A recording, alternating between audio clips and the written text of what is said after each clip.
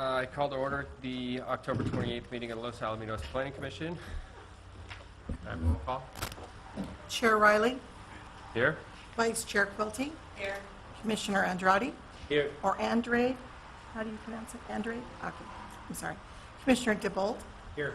Commissioner Gross. Here. Commissioner Lowe is absent. Commissioner Sofocanic. Here. Would everyone please join me in the Pledge of Allegiance? I pledge allegiance to the flag of the United States of America and to the republic for which it stands, one nation, under God, indivisible, with liberty and justice for all.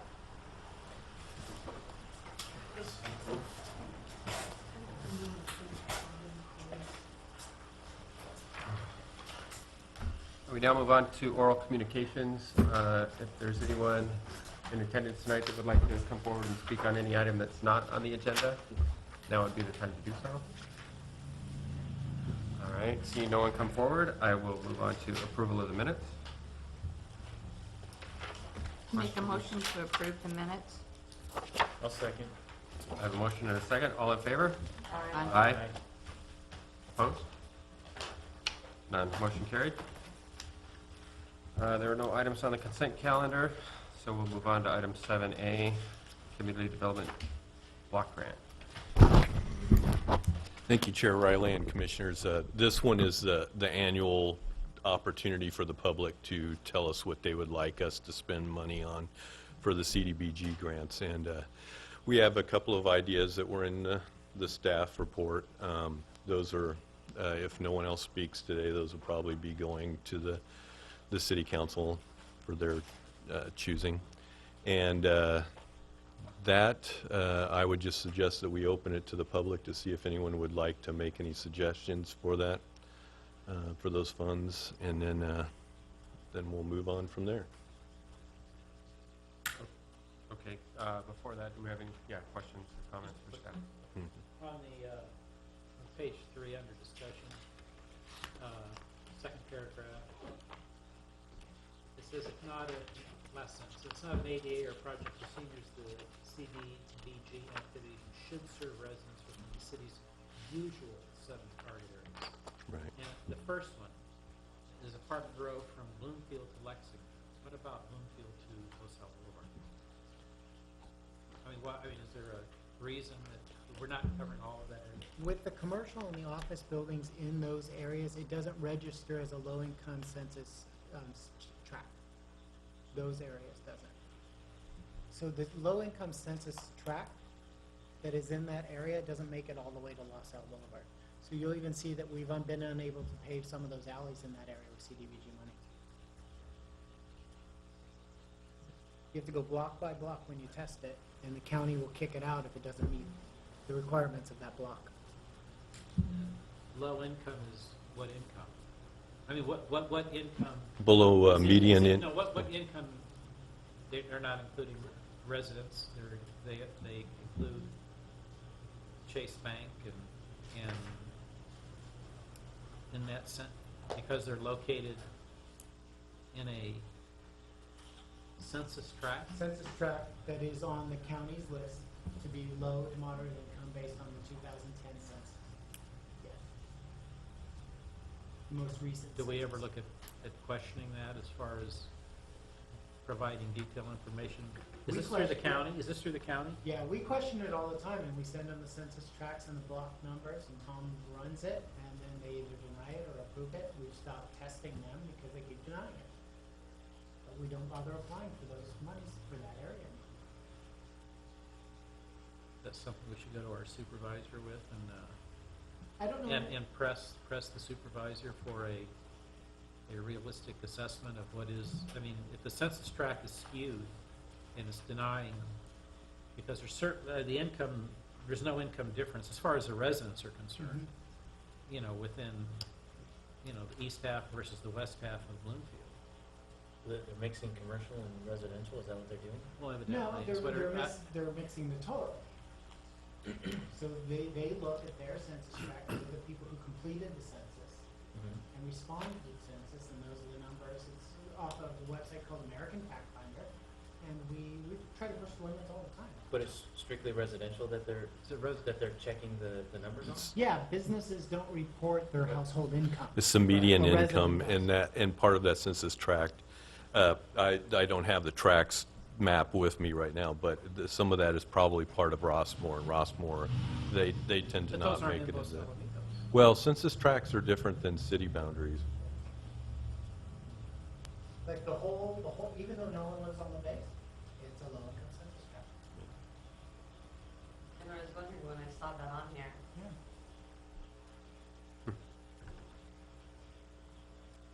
Interesting. So we So Parkwood, which is one of the higher, multi, I wouldn't call it multifamily because it's a, single-family area, is considered low income. Right, it's in a low income, In that track. in that Right. larger tract. right, Yeah, we don't draw the census Right. tracts. We just take advantage of them and try to do what we can with the monies that they allot us. The other risk is being denied and someone else getting the money. We don't want to take that risk of getting denied by testing the, Right. because we're competing. A city isn't being given an allocation of money based on its population. Like, let's say the county gets $1 million, we get our fair share of that? No. We compete with cities of Stanton and 20 other cities. We don't compete with the Anaheims or Santa Anas. They get their CDBG directly. But we compete with a number of cities, even a nonprofit. We can compete with our own nonprofits in our town for applications. So we've been doing very well over the last years. We've brought in almost $1 million worth of these monies in the 7 years that Tom's been around. And so we've got it down to a pretty good system. We know what will pass the test and what won't. Well, it's just, I mean, I noticed that today. I was out in the apartment area, and it just, I'm looking down the alley, okay, west of Bloomfield, and I'm actually pointing out to a cement contractor, what a crappy job we have on our alleys because they're in such disrepair west of Bloomfield. Yeah. And, which, whatever, I thought would be a nice, okay, it's nice to see how the money flows, or doesn't. And there's no guarantee of getting funds, but we've been very successful over the years. Yeah, interesting. Any other questions or comments for staff? All right, at this time, I'll open up the public hearing and see if there's anyone in attendance that would like to come forward and speak on this item. Anybody? All right, so seeing no one come forward, I'll close that public hearing. And do we take any other action on this? No, you don't. No. No, the city council will. They'll take our recommendation and tell us whether to go ahead and do the application or not. Yeah. Okay, so we're done. The role of the commission is to provide a venue for the public Right. to comment and provide input before a decision is made on the type of projects we apply for. If a nonprofit came here and say, hey, I'd like you to apply with us or co-apply, we're not shutting out the public from the process. So we place a quarter page or an 8-page ad in the newspaper, give them an opportunity to come here and provide input before we decide what we apply for. So we apply on December 18th. The applications are due January 6th, so it's a real quick window. And then they make the decision within the next month. They'll give us some input. Okay. So we're done with item 7A. We'll move on to item 7B, resolution of intention, number 1517. Thank you, Mr. Chairman and members of the commission. A resolution of intention, as you know, is required to start a process of amending the code. There's some new regulations that the governor has recently signed. He signed 3 new bills that relate to marijuana regulation regarding everything from sales, cultivation, distribution, delivery, storage, and manufacturing of cannabis, medical marijuana, and marijuana. So we had to include all those things in the title. So Lisa is busy drafting an ordinance that will work for the city of Los Alamitos. But before she can bring an ordinance for you for consideration, you have to pass a notice of intention to give that process a start. We're a little bit rushed on this. We have to have something in place by March 1st. of March 1st of 2016. And as you know, our process to amend a code is pretty long. We go resolution of intention, then the Planning Commission sees it once, possibly twice sometimes, and then it goes to the City Council after that for a first reading, second reading, and then it's good 30 days later. So each code amendment is approximately 5 to 6 month process. So this just starts the process on this topic. But we have to, you guys have to pass a resolution of intention instructing us to start the process. What's driving the March 16th, or the March 2016 implementation requirement? Who's requiring that we address this? The state law. State law says if a city doesn't have, well, basically the system that got set up is the state's going to issue licenses for all sorts of commercial cannabis activities. There are 10 different types of licenses, I think, or 14, I can't remember. And local control stays in that cities can require permits for everything. The way the ordinance, the statutes are written is that if a city does not have a prohibition in place by March 1st, 2016, then the state will be the sole regulator of cultivation in the state. There's also another thing that you have to expressly prohibit. There's no exact time frame on there in the statute, and that's delivery of medical marijuana being a starting point or an ending point in the city. That has to be expressly prohibited as well. So therefore, to make that March 1st, 2016 state statutory deadline to make sure you have a prohibition in your code, we have to start now. And then we just figured we want to cover everything all at once. We don't want to just do the cultivation now and deal with the other ones later.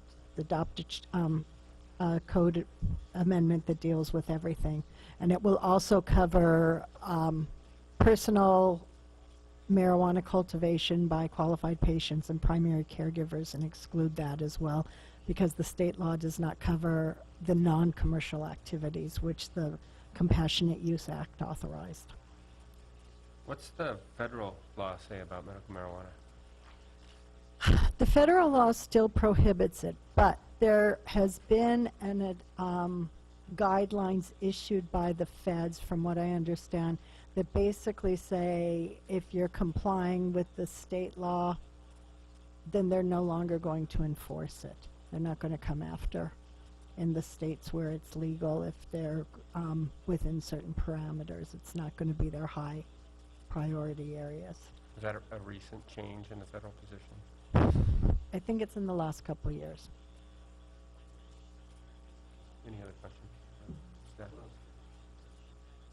Council, with your draft, I assume it's gonna have something gives us authority as well as the states. Is it gonna have a license? Is it gonna require a license or a permit? No, the draft, as it's currently been proposed by staff, and that'll be up to Planning Commission's discussion when we have the public hearing on it at the next meeting, is to completely prohibit all medical cannabis activities in the city. So delivery,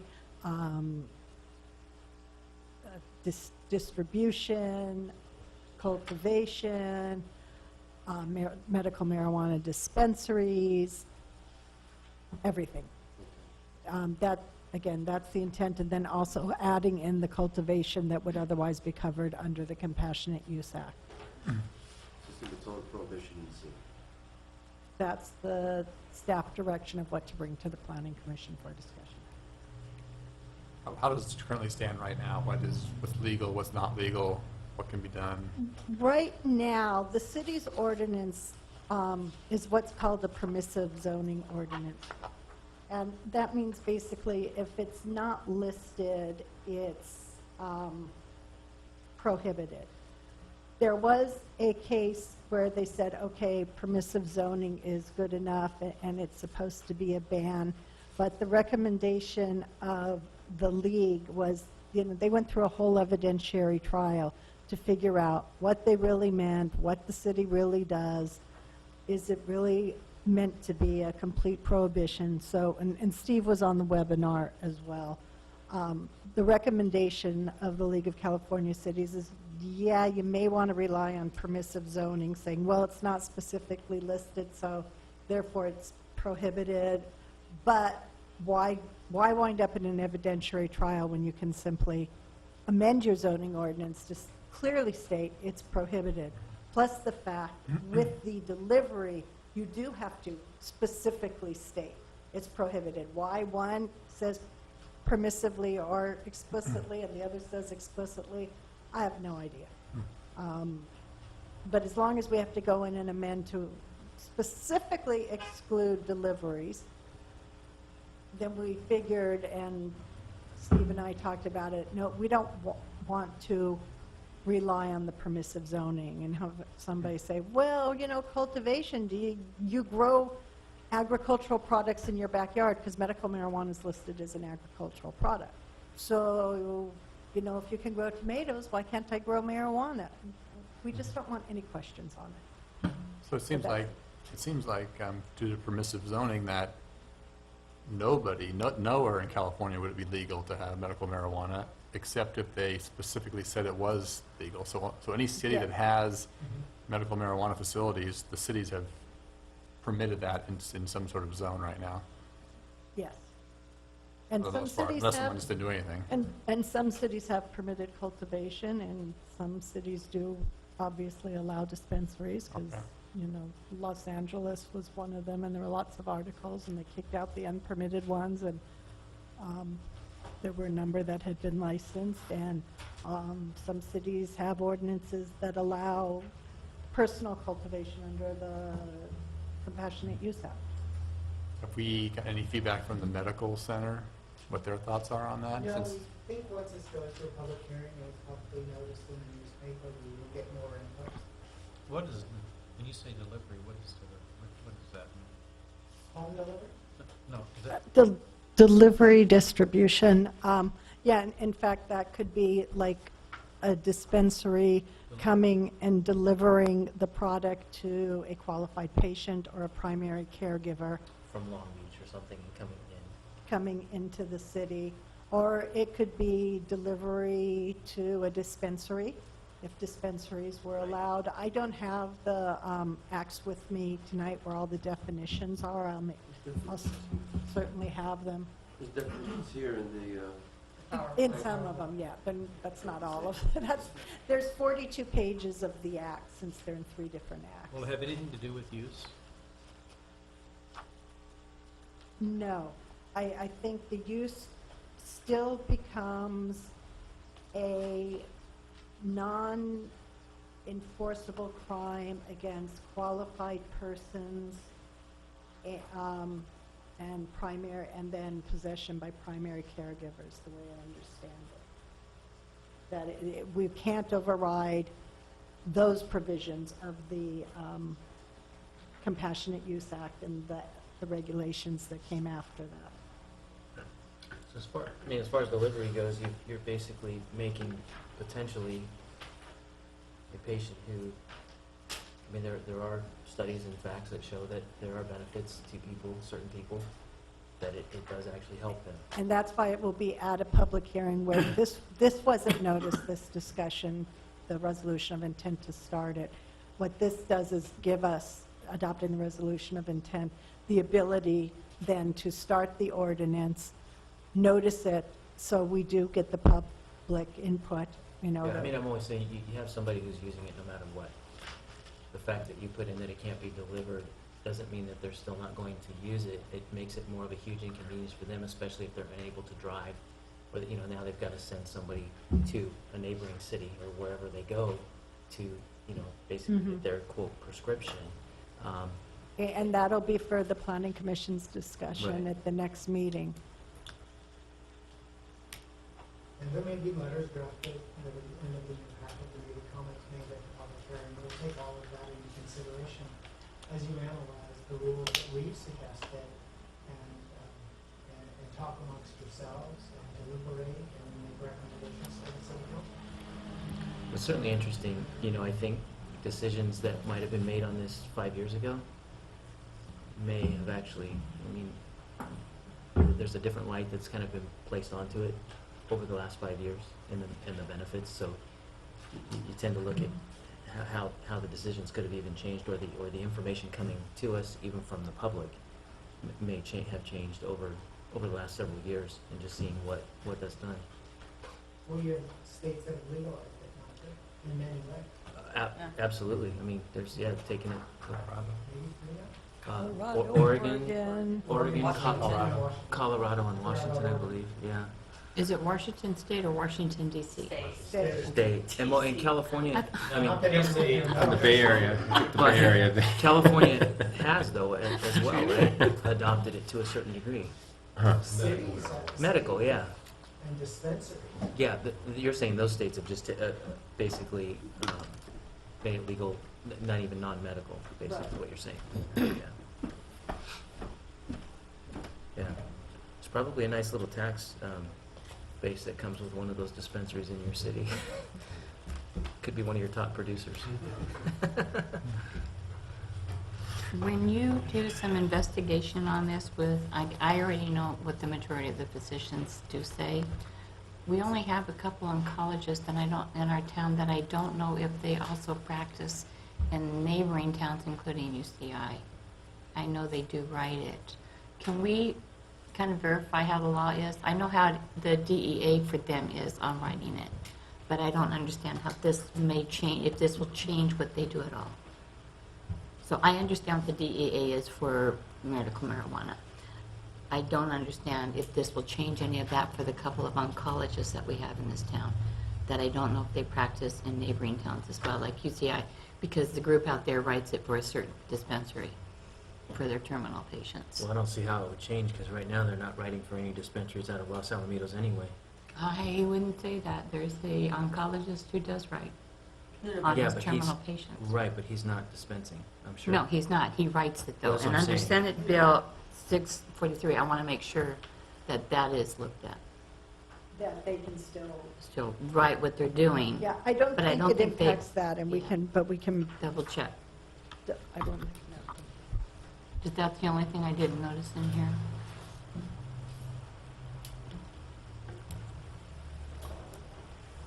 All right, anything else? Do I have a motion? I love you, Alice. I'll make a motion for, Victor's. oops, I'll stop. We're talking about the March 1st deadline, but it seems to me that the real deadline is the January 29th, second reading. You gonna be able to meet that?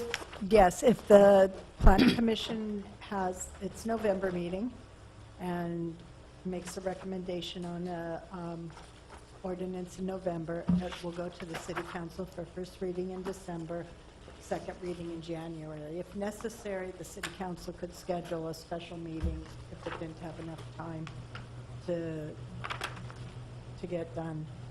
Let's see. We're going to hit When's the this, November meeting? we're hitting That- the Wednesday before That, Thanksgiving. Yes, When is we need to make That's an change. agenda. The item. November and December meetings are a later agenda item, because we've got to talk about whether either of those dates are good, and if not, what dates we can set, because we do need to get notice in the paper for the next hearing, for the November hearing. But that's why we rushed this to you tonight. The webinar was last week, and we I was writing made, a staff report during the webinar. We got to get a resolution of intention to the right, commission back. right, so, Because the city has a legal way they can move faster, it's an urgency ordinance. But when you do something and if you skip the planning commission, it could be up for scrutiny by the courts. And so we don't want to take that chance. We want to do it right, not skip any normal process. that Well, we can do schedule a without second knowing. meeting too. Yeah, you guys certainly can. If you're Just for one struggling- item, just for one, if Yeah. it's just one item, we run out of time on a, Yeah, I think we need to get, we might plan on that because you're in the holiday season. right. Might just plan on doing that, just make sure you don't get caught. So I'll make the recommendation for the resolution 15-17 for the city staff to go ahead and work on it and bring it back to us. Second? I have a motion and a second. All in favor? Aye. Aye. Opposed? None? Motion carried. the meeting is November 6th. Public hearings. Item 8A, zoning ordinance amendment 1504, restaurants with outside seating area. Staff report. Thank you, Mr. Chairman, members of the commission. This is we introduced this idea last time, and you asked us to create a list of conditions that we saw that might be appropriate to choose from. We've attached many documents for your use that are helpful in forming our own conclusions of whether the commission is supportive of creating an administrative way of people having small outside dining establishments. Staff isn't interested in the larger dining spaces to skip the planning commission. We certainly still expect that if somebody wanted formal outside dining spaces above 200 square feet, they would apply for the normal conditional use permit. But we saw some things in some neighboring cities' codes that we thought may relax the standards a little and make it easier to achieve approval for small outside dining spaces for the restaurants in Los Alamitos. And so there's a few questions we want to get through to make sure that we're all on the same page as we go through and analyze this. I guess the first question would be, is everyone in favor of outside dining? Yes. Okay. Second question is, do you agree that we should develop a simplified way for restaurants to have small outside dining areas? Yes. Yes. Okay, and we continue. Half the battle. Do you agree that we should find a way to approve it at the staff level Yes. instead of the commission? Yes. Yes. Yes. Yeah. I'm not hearing everyone's voice. Yes. Okay. As long as it's Tom.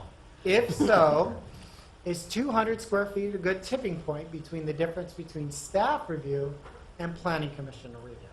Yes. Is it 300, 200, 100? 200. I like Okay. I like 250. You had to be 25. different. There's a compromise. Well, I think this is some of the, maybe some of the discussion, and it's a matter of how you're defining, how do you get to 200 square feet? You know, if it's not a delineated area. That's only 10 by 20. It would have to Well, be a I know building. it's a That- Right, but like pretty at small. Pretty small. Nick's Deli, Mhm. you know, they've got the tables, if they're measuring it, they're gonna measure the size of the table and the two chairs and say, oh, this is a small little area. But you have the ability of defining that and what Okay. you adopt. That's where I think. Right. Yeah, But that doesn't be a good start. yeah. Yes. Okay, okay, so we'll play with 200 for now. If so, do you believe that additional parking spaces should not be required for something under 200 square feet? Yes. Yes. Yes. Okay, so that's good. And if so, does alcohol service trigger commission review? No. I think so. Yeah, that's, They already have, I- I assume they already have the CUP though. they may or they may not. Well, don't. Not all restaurants have alcohol, Right, but an alcohol requires a CUP. correct? Okay, so you would have to trigger commission review. It also requires a Well- license from Right, the but it's agency. if they have an existing Let's license. say Baja Sonora, for instance. Right, they have an alcohol they serve permit. alcohol, so that wouldn't trigger any commission review. But they're already doing it. You might want to, because it's a modification of their alcohol permit, But they can't serve outside unless they have it. unless ABC says. I think there's yes. some ABC requirements that states There are. that when you're outside, I think you have to have it cordoned off, like it has to be It has to fenced be and fenced off. all this stuff. And- So at that point, it really falls, it still wouldn't need to go to us because it falls, I mean, under ABC, it's pretty strict. Right. But they're also not supposed to have outdoor dining. But I know, but what we're saying know, is I mean, that they're we not- give them outdoor dining without a commission review, but alcohol really falls above and beyond with ABC. They have probably stricter guidelines than we even have set up as it is right now, so. I think that's a fair, I don't think using Baja Sonora is a fair example because they're under a prior agreement with the city regarding their use not adding square footage. Yeah. Okay, and so it's not, that's not a good, that's unique in the city, okay? In dealing with that landlord, all uses are approved in that area unless, provided they comply with the zone, and provided they do not add square footage, you're not adding square footage to the buildings. Well, correct? you're intensifying the use by adding outside area. But I'm Yeah. just talking about the terms of the agreement. Okay, I mean, that's correct, but there's an agreement. That was the basis for our denial of the fenced area, because that delineated square footage Mhm. for which we would have to apply a parking standard, which in effect was an addition of square footage, which was then violated in terms of that agreement. So That that- then makes it a lot, or could. Because the whole site is under park. That's why I'm saying that for a lot of places in Los Alamitos, that now becomes a But trigger. that's something that- we need, so Absolutely. that's not, I'm not to say that it may not apply, but I don't think that's the example to use, because that's under its own agreement. But everywhere else in the city is fair game, I think Yeah, I've got a good example for you. but that's also a good example for how we arrived at requiring square footage is when it's delineated, Yeah. fenced. Let's use Griffin Grill as an example, the old Mr. B's. If he were to have outside dining under 200 square feet, and if he wanted to serve alcohol in that 200 square feet, do you think it still should come to you, or do you want to give staff the level of review for that? I want to give staff the level because that's going to still fall in, like you said, the guidelines with the ABC. It has to be in a fenced area, so that's still falling under what you're already looking at. Do they meet our requirements of what we've stated? I guess.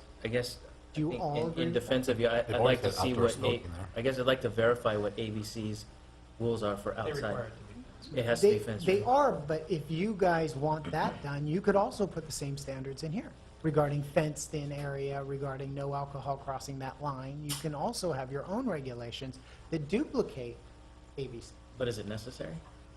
Not with No, the- you could cross-reference it. So when there is changes, yours automatically changes. That's what I'm saying, if you just reference the ABC. Yeah. We can go above and beyond ABC, we can put Right. hours and. Yeah, no, you absolutely could, right. Days, conditions, additional conditions. Noise, entertainment, Right. music. Yeah, I saw a bunch of that. It was really interesting, actually, in all the the cities were pretty far apart. Went from, Yeah. Marriott all the way, but a lot of similarities. It's almost, and even even Utah, which fairly conservative, but in a lot of respects, still a lot of mirror of the way that the outside dining was set up amongst all of them. Okay, Almost well, like they copied each other's. since we've crossed this road, and that is huge, to get 7 people agree to go in that direction, now the key will be to design the conditions you may want to impose upon outside dining under 200 square feet at an administrative level review. So we decided it's gonna go before staff and not the commission. That's what you just decided. Well, I decided not, so, On 200 square feet, there is an interest. no, alcohol, because alcohol had to alcohol. come before the commission, but I guess everybody else is saying staff Can will we- decide. Well, if we're in a kind of an informal situation here, I have just a general idea that, in my opinion,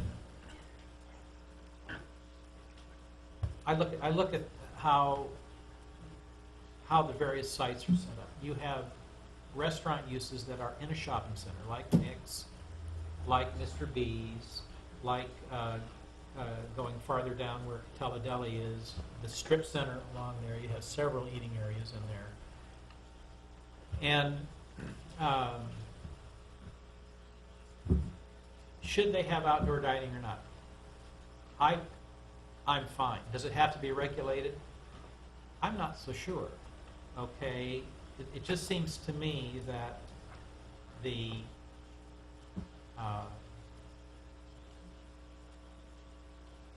that if a business, a restaurant wants to add outdoor dining, let's just say Mr. B or whatever, as long as they're not, they have to remain ADA compliant with the ability for people to traverse the sidewalks. These are on private property.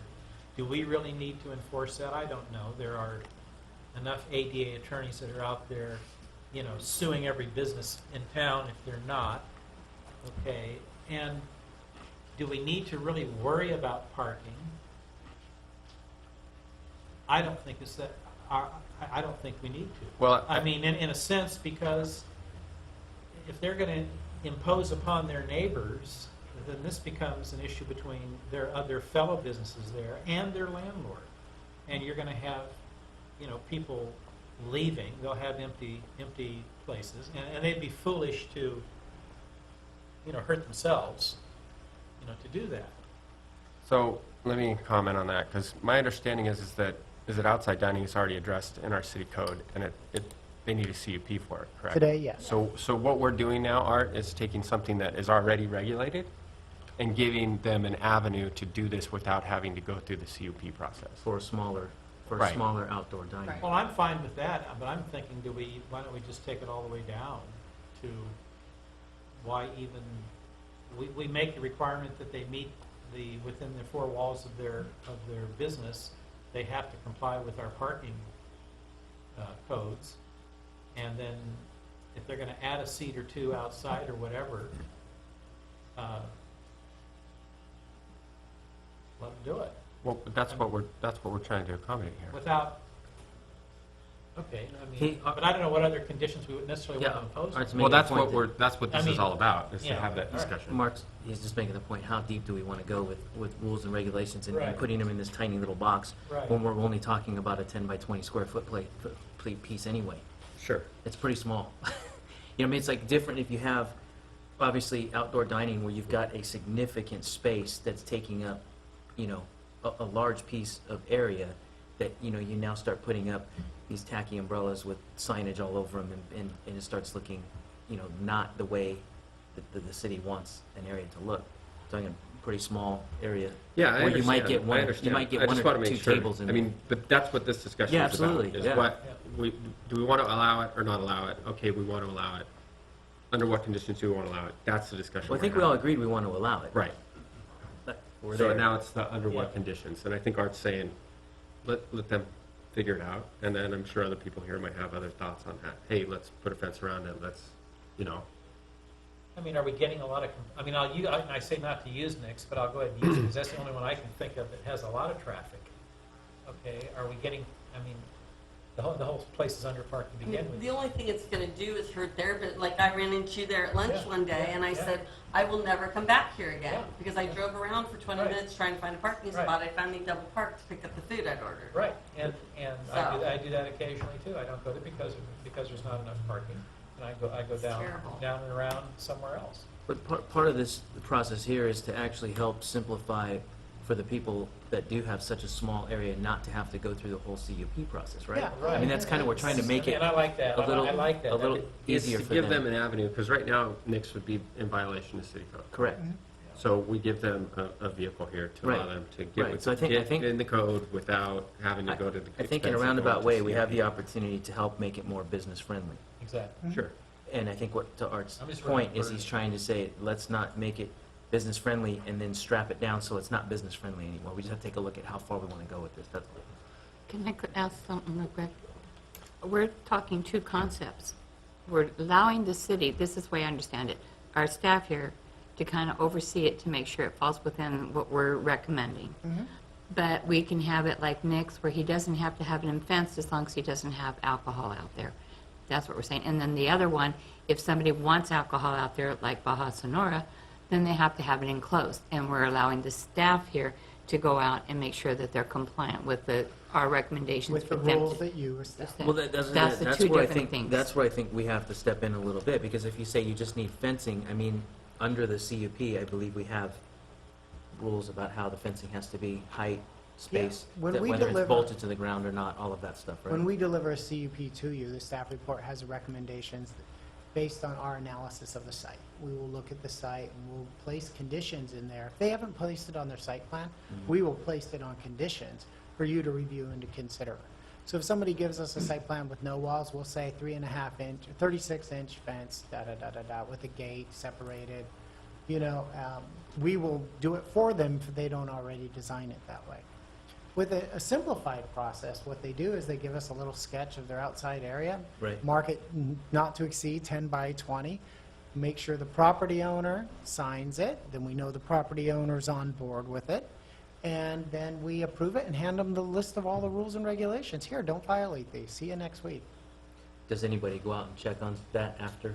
Yeah, Okay. it'll be enforceable because it'll be a permit that we could revoke. Right. Victor, just a quick question. I know you said you kind of want, or you wanted to see commission review for alcohol.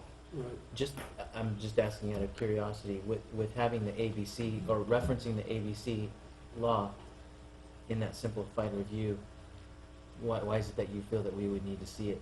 I don't see why we wouldn't. I mean, like I said, there's only triggers if there's alcohol involved, and each site is different. There's distance from residential areas, distance, there's vehicular traffic, there's the commercial area by Casa Sonora and Nix is different than Griffin Grill.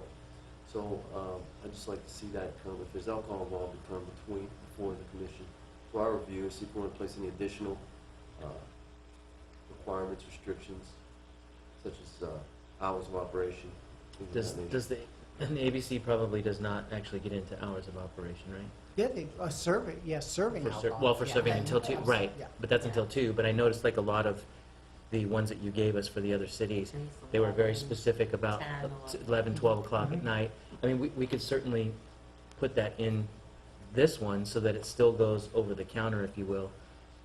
But if there is alcohol involved, then these are the things that have to be adhered to with regards to hours of operation and things like that, just so that, even to the degree of, music, or I noticed like amplified, not that you're gonna do anything in a 10 by 20 space with any amplified, but you might put outdoor speakers or whatever, and if it is close to residential, now you've got an issue with the guy blaring the music outside until midnight, and there's people behind him trying to sleep and get up for work the next morning. So, I mean, those are the things that I think have to be, even in a small space, have to be considered. But there are already things in the code regarding noise ordinances. Correct. And I think that's kind of how Art thinks, is he doesn't want to put another Like rule double. when something else already takes care of it, right?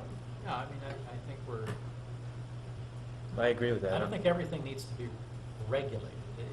It almost is if there should be almost a management by exception to a certain extent, Mhm. That we give them the latitude to have the outdoor dining, and then let's just see how it,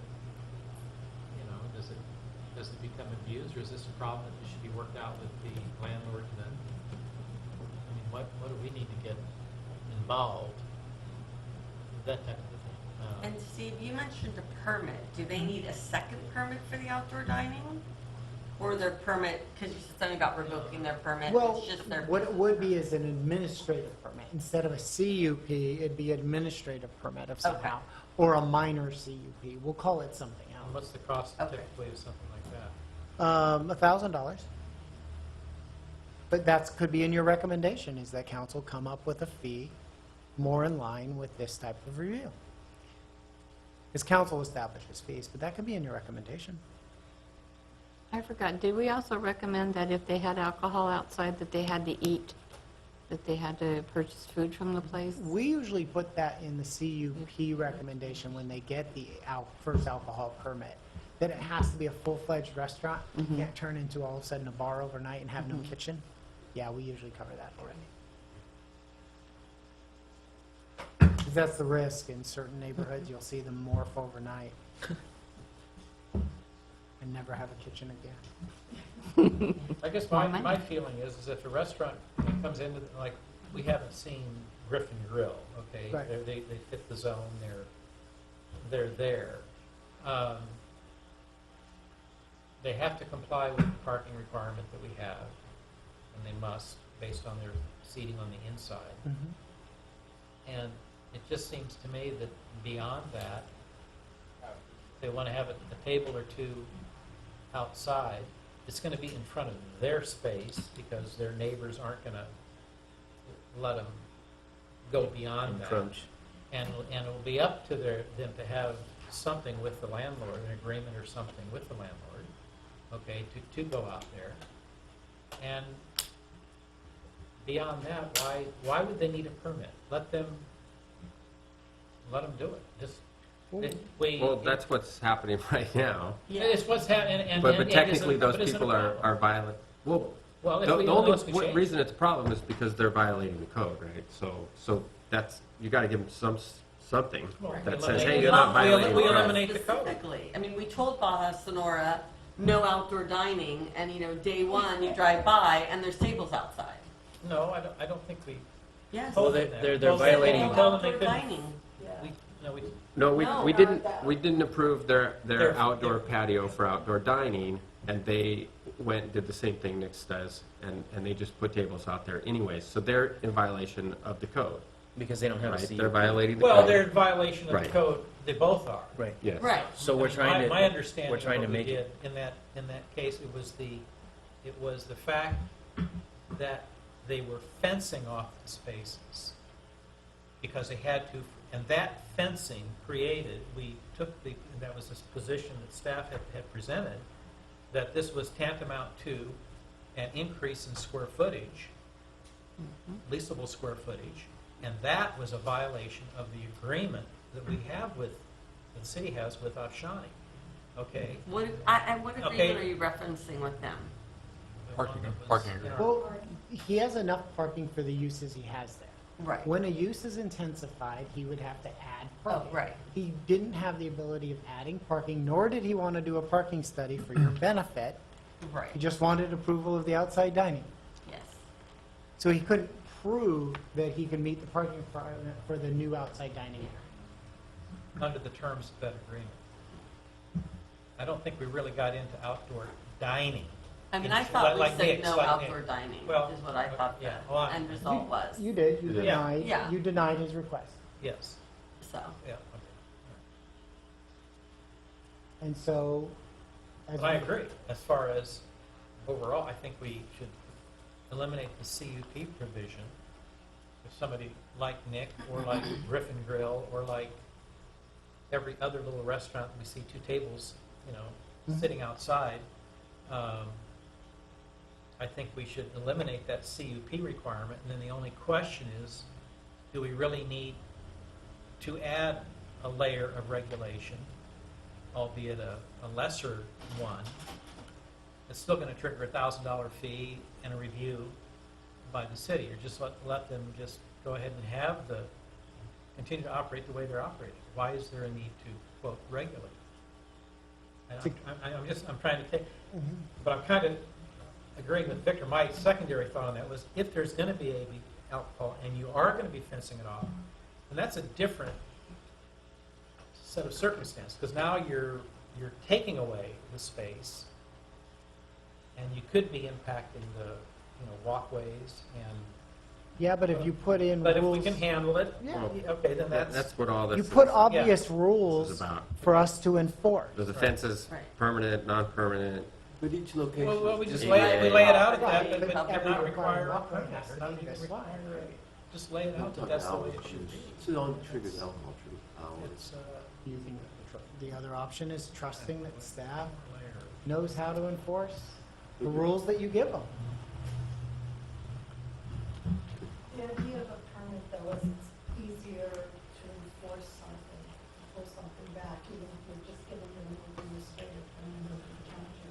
There's something to revoke if they violate the rules, and all they've got is a business license, Business license is a tax. is a tax. It's not a land use approval. Can't revoke it.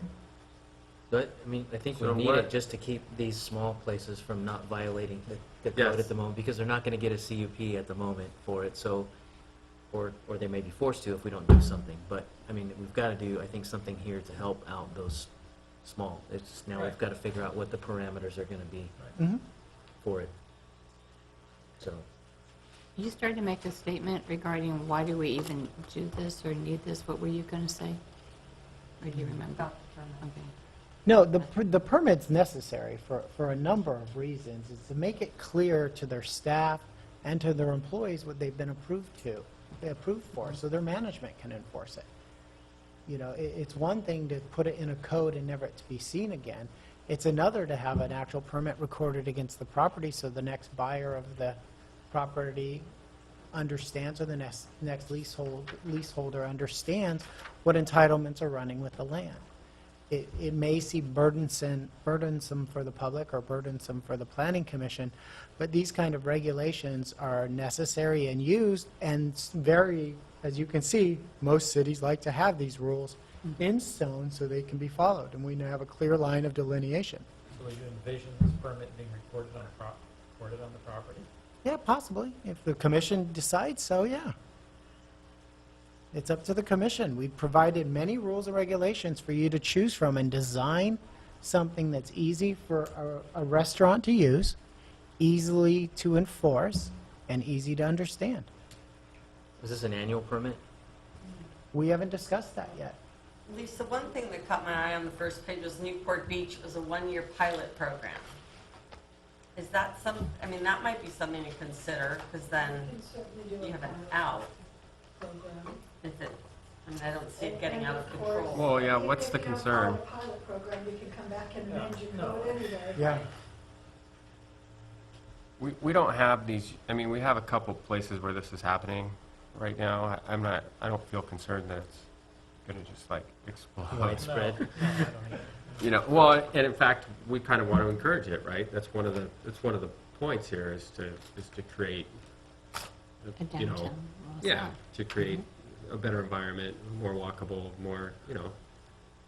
Right, but as far as limited, we're dealing with only those that have under 200, I mean, for the ones that are over 200 square feet, this is the point. Right.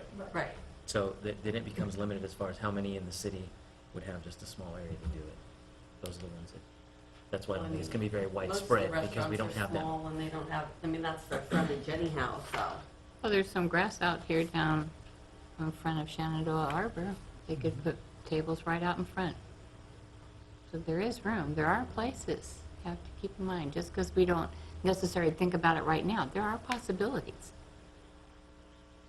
Well, I mean, if you look at the Paskey Kitchen right there on Catella, he's got his, you know, his little seating area in there that for sure exceeds 20 square feet. Or 200 square feet. Mhm. Okay. So, I mean, we have them come in for a CUP, $2,000 and go through, and then what I'm having, I don't have an objection to, if we want to use an arbitrary number of 200 feet as a starting point, or, for purposes of discussion, I don't have any problem with the staff administratively issuing a permit, if that's what we want to do, only for the sense of being able to enforce. I do have heartburn with tacking on or charging a business owner $1,000 to put a couple of tables out there. But that's and easy to get over. And to go Yeah. through a process. Just recommend a lower fee. Right. Or no And fee. I'm in agreement with you on that. If you want to have it, it is available, in our processing, it's, $100 or whatever it is for, what's it take? I mean, you're filling out a form and that's it. I mean, and, the numbers become excessive. Was the Anybody starting a business, I mean, unless one of you go through it, you're nickel and dime to death, and plus your major expenses to get going, and then. So are we So can we hashing let- out the verbiage on this, or the rule, on it, the wording So that's just tonight? kind of- I mean, is that what we're doing? Fine. The hope is that you pick rules and development standards that you'd like us to include in ordinance to bring back to you. Okay. So we've listed all the other cities' development standards Right, for you, and you've had it a week now. So we're hoping that you brought back some of your thoughts of what you'd like us to include in an ordinance. okay. You like the idea that if they have new barriers, the barriers have to be this. You're not saying that they have to be barriers, but you're saying if you are going to put barriers, this is what you want to see. Other subjects, awnings, Right. lighting fixtures, tables and chairs. You want them to go into the restaurant every night, or can they be permanently affixed? Menu boards, trash enclosures, path of travel, that's good. 5-foot wide path of travel, I think that covers everything. If somebody has a 5-foot path of travel, it's pretty clear. If you don't have a 5 foot, don't apply. What's ADA? Dining and entertainment areas.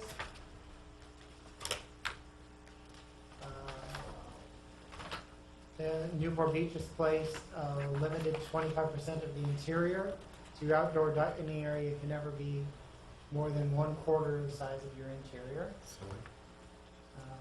You name it, there's every kind of standard here, exits, Silly. accessibility, feeders.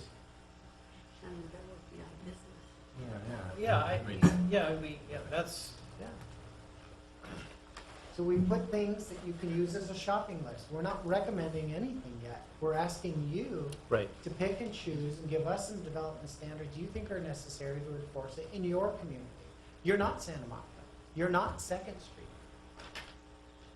So you certainly have not gone through the experiences that Santa Monica has with Third Street Promenade and outside dining. Right. So you're going to put your own experiences in this, give us some recommendations, and we'll bring it back to you. And that's why we set up the room this way tonight, so you can study the issue and go down the list, and we'll make a check on what you want, and we'll go from there. Can I make a recommendation that before we get started, because I think that's a good thing just to start and go down and hash that out. On the fees, just so that we all are on the same page real quick, could we have the staff also look at bringing some suggestions back? I agree. I hate to see us charge a fee just to put a few tables out. But now if you're going to have the staff go out and really look at something that's being set up for alcohol use, then I think that if we could come up with something that's amendable.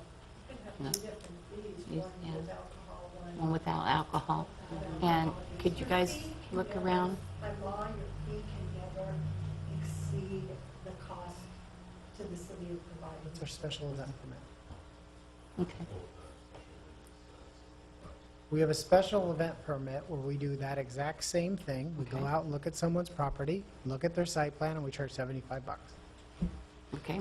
And then So for you can give us a alcohol? recommendation to say it shall be equal to or not exceed the special event fee. Okay. All That's a right. good one. Before we go too much farther, I want to open up a public hearing and make sure if anyone here wants to come forward and speak on this. Great. You need me over here? Yeah. Sign in.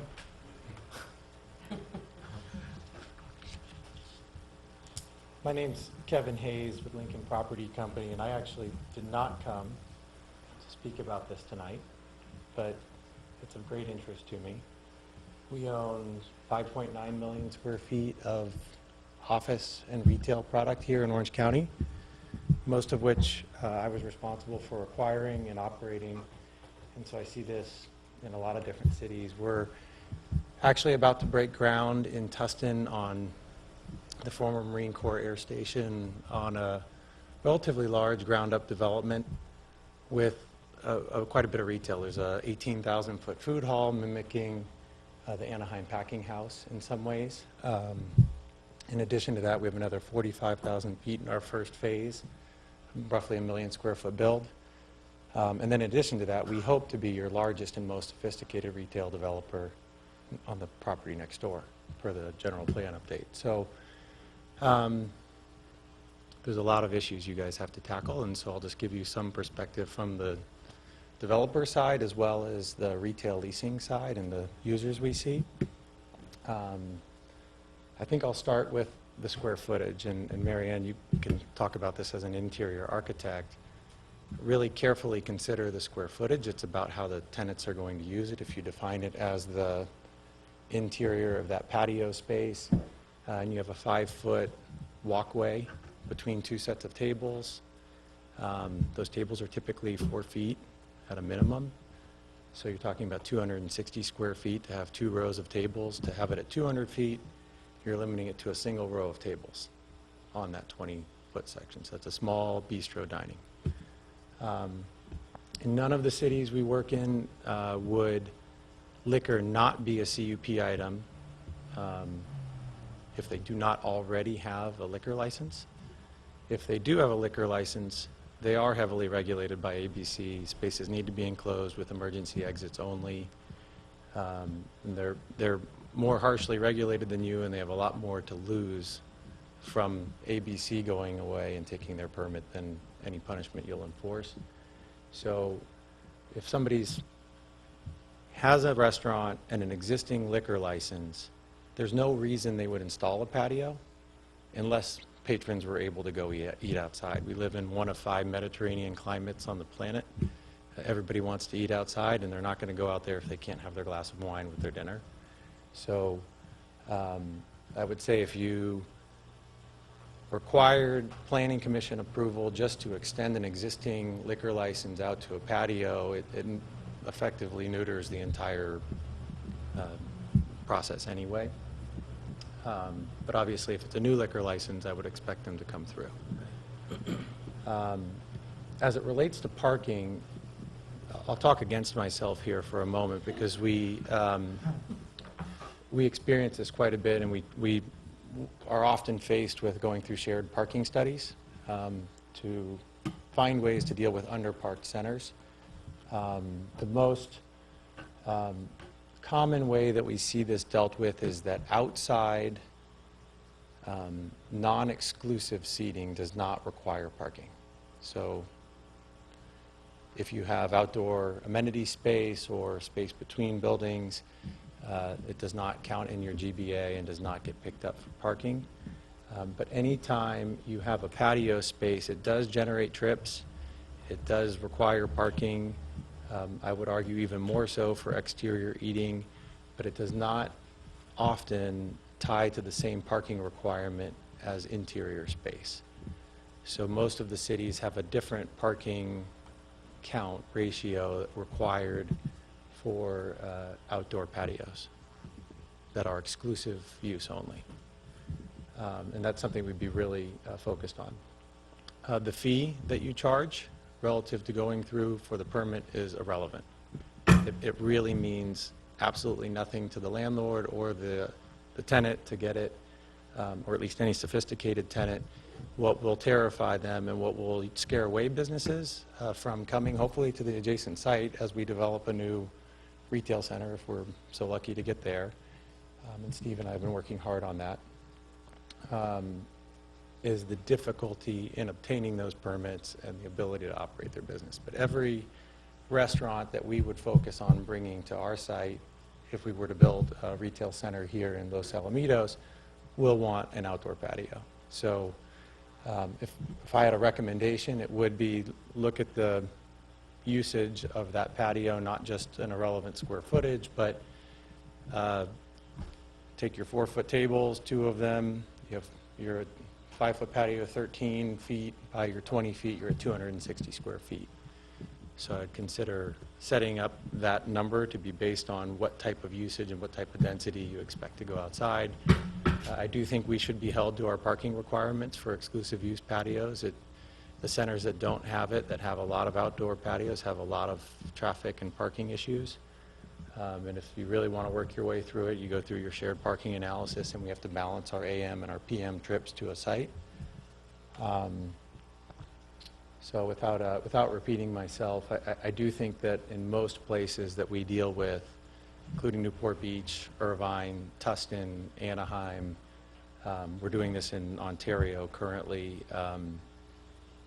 we're able to really go through a lot of this at a staff level, and it makes it a lot easier on the landlord not only to plan their site, because on a ground-up development, we're likely going to build most of the restaurant space without knowing who it is. You're going to find your larger anchors, which will kick off your development, but somebody's going to be coming in after the fact, after we've already been here, sitting in front of you, talking about plans for months and months and months, to get to a point where then we have a user that's looking at space. Being able to do that at a staff level is, much appreciated. So that wasn't why I was here, but I just wanted to come say hi. Thank you.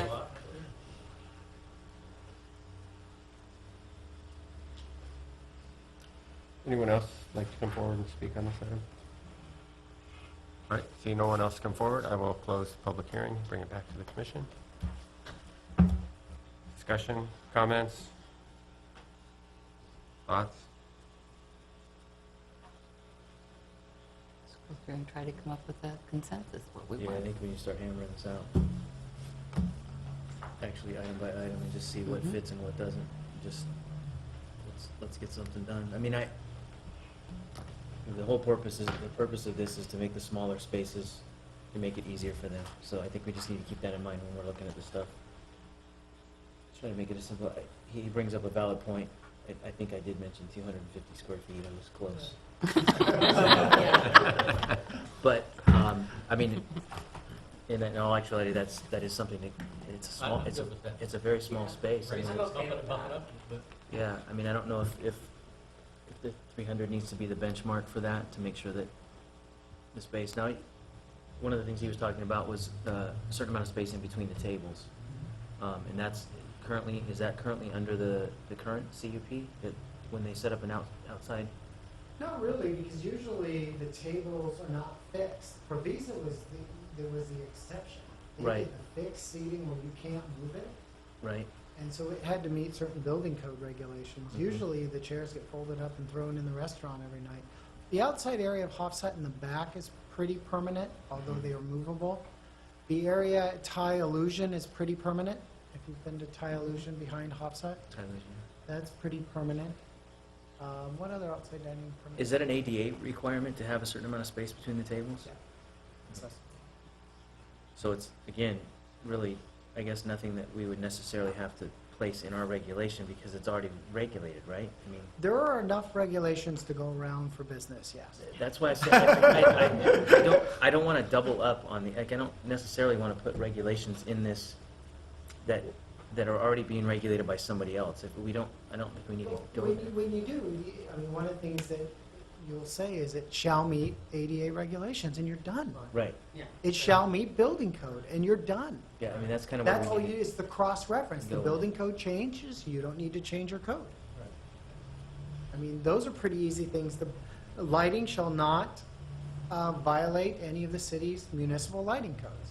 Noise shall not violate the noise code. Yeah, same thing Entertainment- with enclosed, ABC would address that, right? Yeah. Unless we decide, oh, if they're not serving alcohol, we want it to be enclosed, which I And don't if you feel that's handle at the necessary. staff level, let the fees be assessed, let that be determined by the city council, they're the ones who have to look at it. Correct? I mean, do we really get into determining fees? No, but you can make a recommendation that you'd like it to be a palatable fee. Let's just say, okay. I mean, in light of what we just heard, And, without, It is irrelevant to them. I mean, in the grand scheme of things, whether it's 500 or 1,000, I mean, But Kevin's right. It's the assurance of getting the outside dining permit that really worries a small business. yep, It's coming into a planning commission meeting. Every neighboring competing business has been invited, and the pot gets stirred. And he doesn't know which way the wind's going to go that night. It's the assurances that businesses want. It's the assurances that landlord want to sign that business, because that business isn't going to sign the lease till he gets their CUP. And if it's a public hearing and he just missed the cutoff date and we can't get him till January, it's another delay for a landlord. It's a delay for a business that wants to open on a specific date to meet a holiday. It is all of those things. Yep. Now, I understand the need for a CUP. I understand the need for public scrutiny of bigger, larger, more permanent outside dining areas.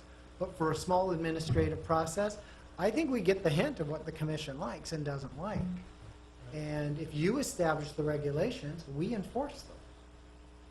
So is everybody here good with under 300 square feet for this actual special permit? I Is would it say not 260 to or ex- 300? I would say don't exceed 300 Yeah, square feet. not to exceed 300. I mean, that, I like the 260.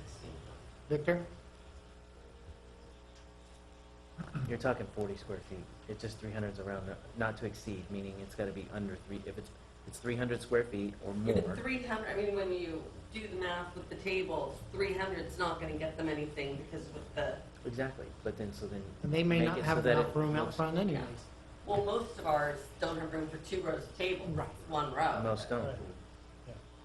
So Victor, 260, 300, 300, 260. 275. Mary Ann? I can go either way. Okay. You go on. 260. We're building consensus here. 260. 260. 260. Not to exceed 300. Not to exceed 300.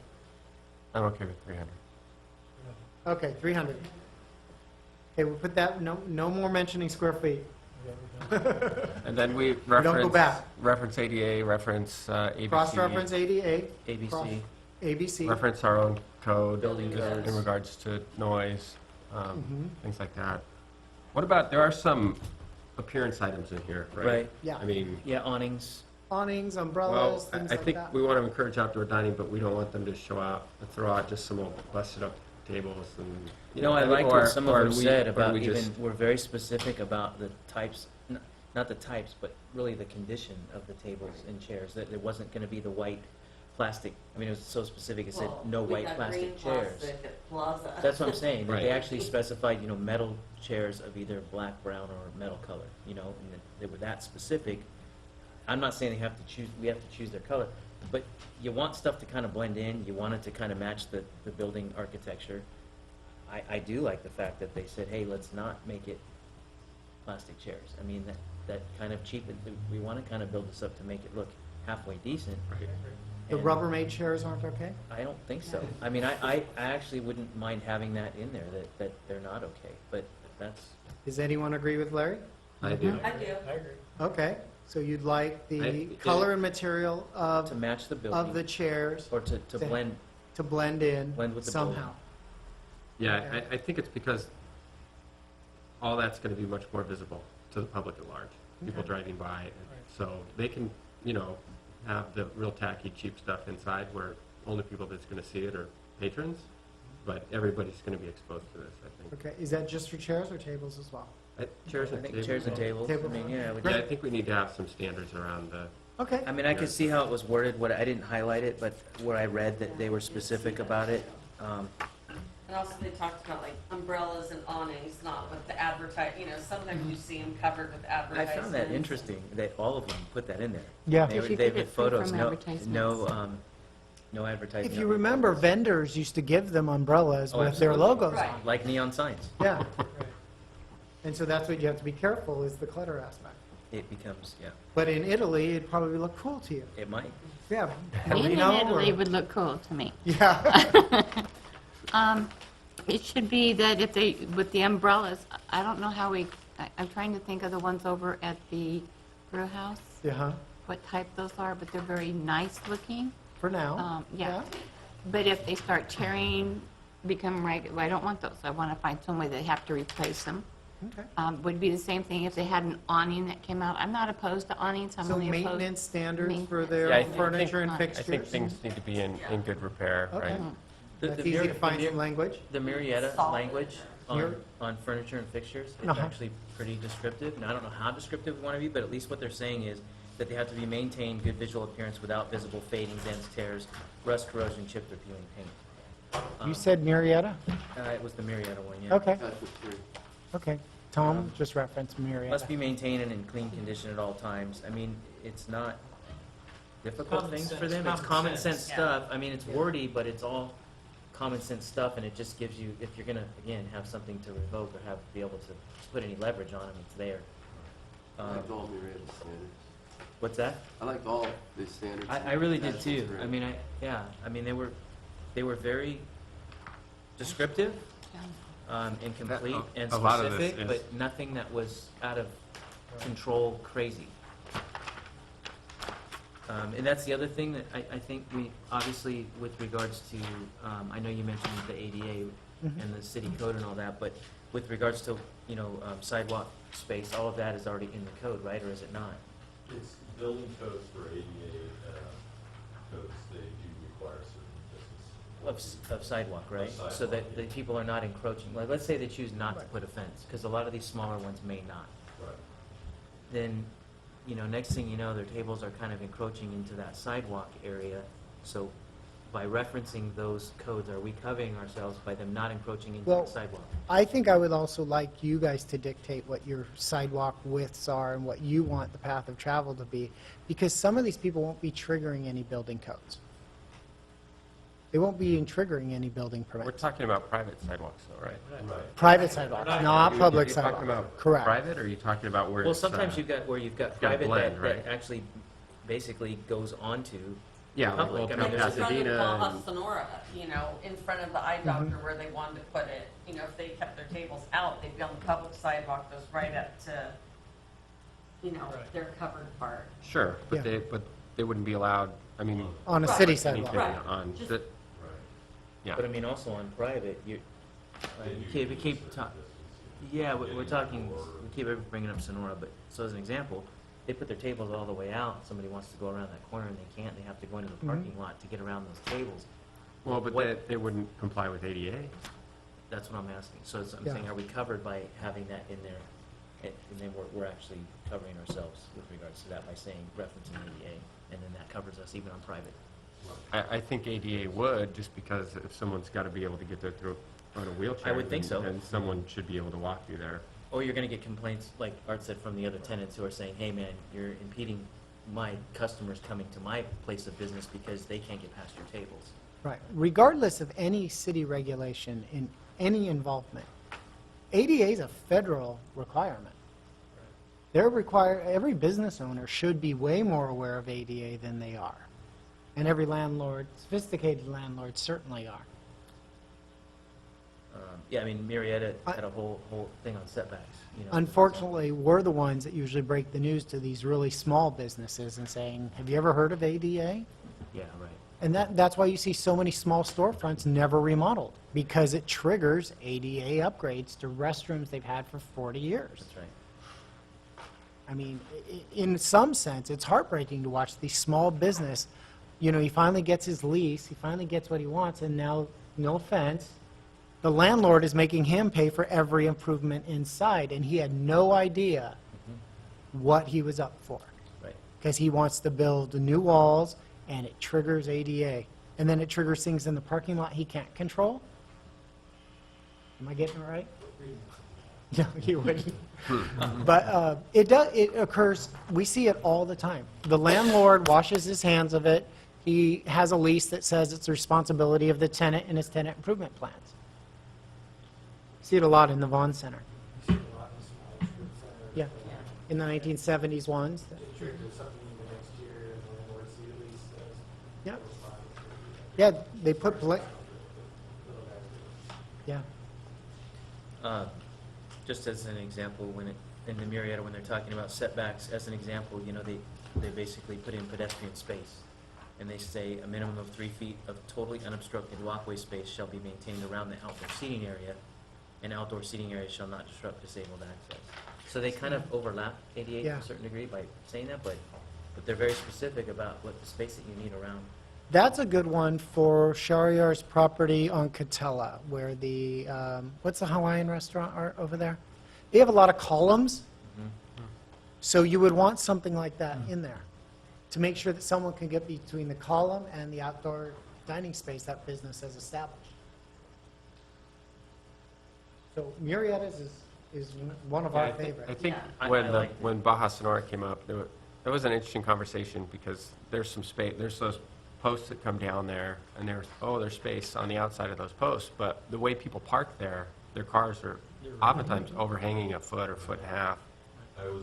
Onto that sidewalk. Safety issues a little bit scary on that one. With parking Yeah. visibility. Because of the car, if it jumps the sidewalk there, there's nothing stopping them from driving. The whole Ballard issue. That happened in Yeah. Santa They need Monica. the poles put in. Yeah, exactly. That's why Santa Monica has a lot of laws about this. Yeah. So I'm hearing a lot of appeal on the Murrieta one. Would you like us to draft that up and take what you didn't like, and bring that forward to you? And Well, I forward think it? we talked about some of the things we want to reference, Mhm. and then some of the appearance things. Right. I'd like for staff to consider where we currently have this kind of dining happening, and then considering some of these other things, like any kind of setbacks or anything that might be relevant or important to address, Okay. based upon what we know that's already happening. When we come back to you, would you like it in ordinance, or would you like it easy to read the way Murrieta did?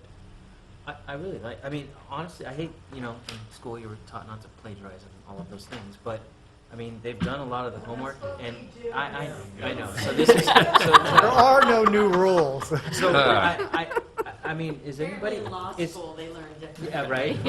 Is anybody, I'm just saying, is anybody opposed to just going through this right now, item by item, and saying what we like and don't like of this, and using it or don't using it? I mean, I think it'd be the fastest way to do this and most complete, so that Great they idea. have exactly what we need, and they can, So go through Murrieta's. I don't know, it seems like, And I just went through this big business presentation, and the guy referred to R&D as rip off and duplicate.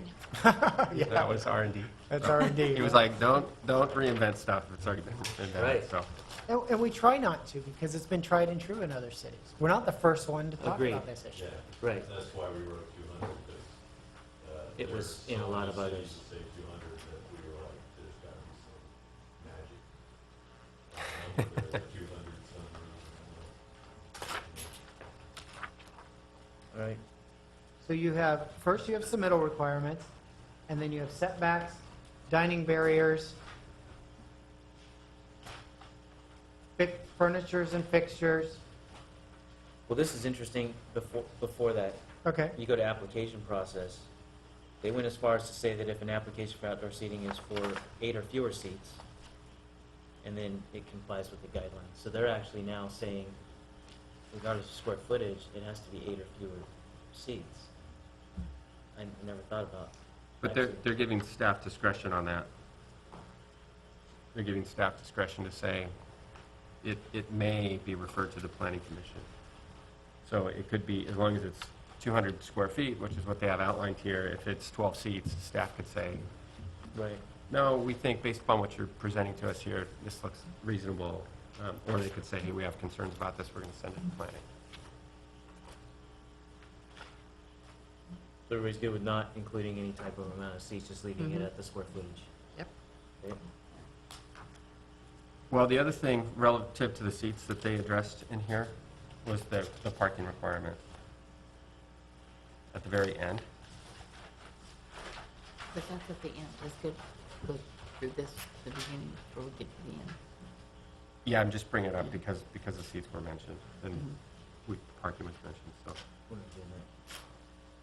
So the floor plan, obviously, we talked about that in the beginning, that in order for this administrative approval or staff approval, that they would come with a sketch or a design of what they're talking about, that's listed in here. I think Yep. that's obviously important to have. and many times the floor plan is not just to make sure someone spends money on a floor plan. It's an enforceable document that we use when they stray away from the floor plan that they submitted. Right. So it's nice to have in a file with a stamp on it, showing, hey, this is what you intended, this is what we're enforcing, get back to the way it was. Because business is transferred. The next guy buys it, he wasn't the applicant, he forgot. It just helps. The hold harmless agreement, I think, is actually really important, Mm-hmm. Yeah, just for what you were talking about, yeah, all of that. And then as far as fees, do we want to make a recommendation right now, you guys, on the fees? I thought we said 75 for the, Well, we didn't say For anything. the He was talking a special special event, Equivalent to the Yeah, special special event event, permit yeah. would make it palatable for most businesses. but I think for alcohol, it should be more. yes, that was for the, but if we did alcohol, because that's going to require more intel, what do you think would be fair to the applicant for that one? I was actually thinking 500 and 1,000.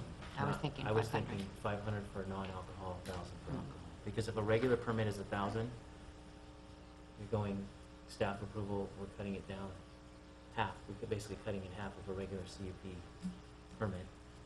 And then alcohol is double that. I mean, it's the regular We just have to fee. make sure that it does not exceed, I mean, that the fee we're setting is not higher than the actual cost.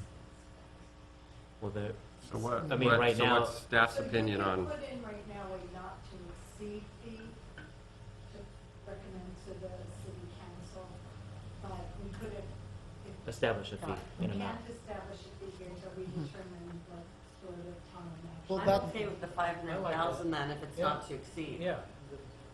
Yeah. And the other, I mean, right now, so let me ask you this, the CUP that is, you said it's $1,000 permit. It is now, but if, So how was that established, that that's actually what our city, that the costs are? and we're going through that study again right now. You are, okay. And every fee could change, it could be lower, it could be higher, but they all have to be based on what it costs to do business.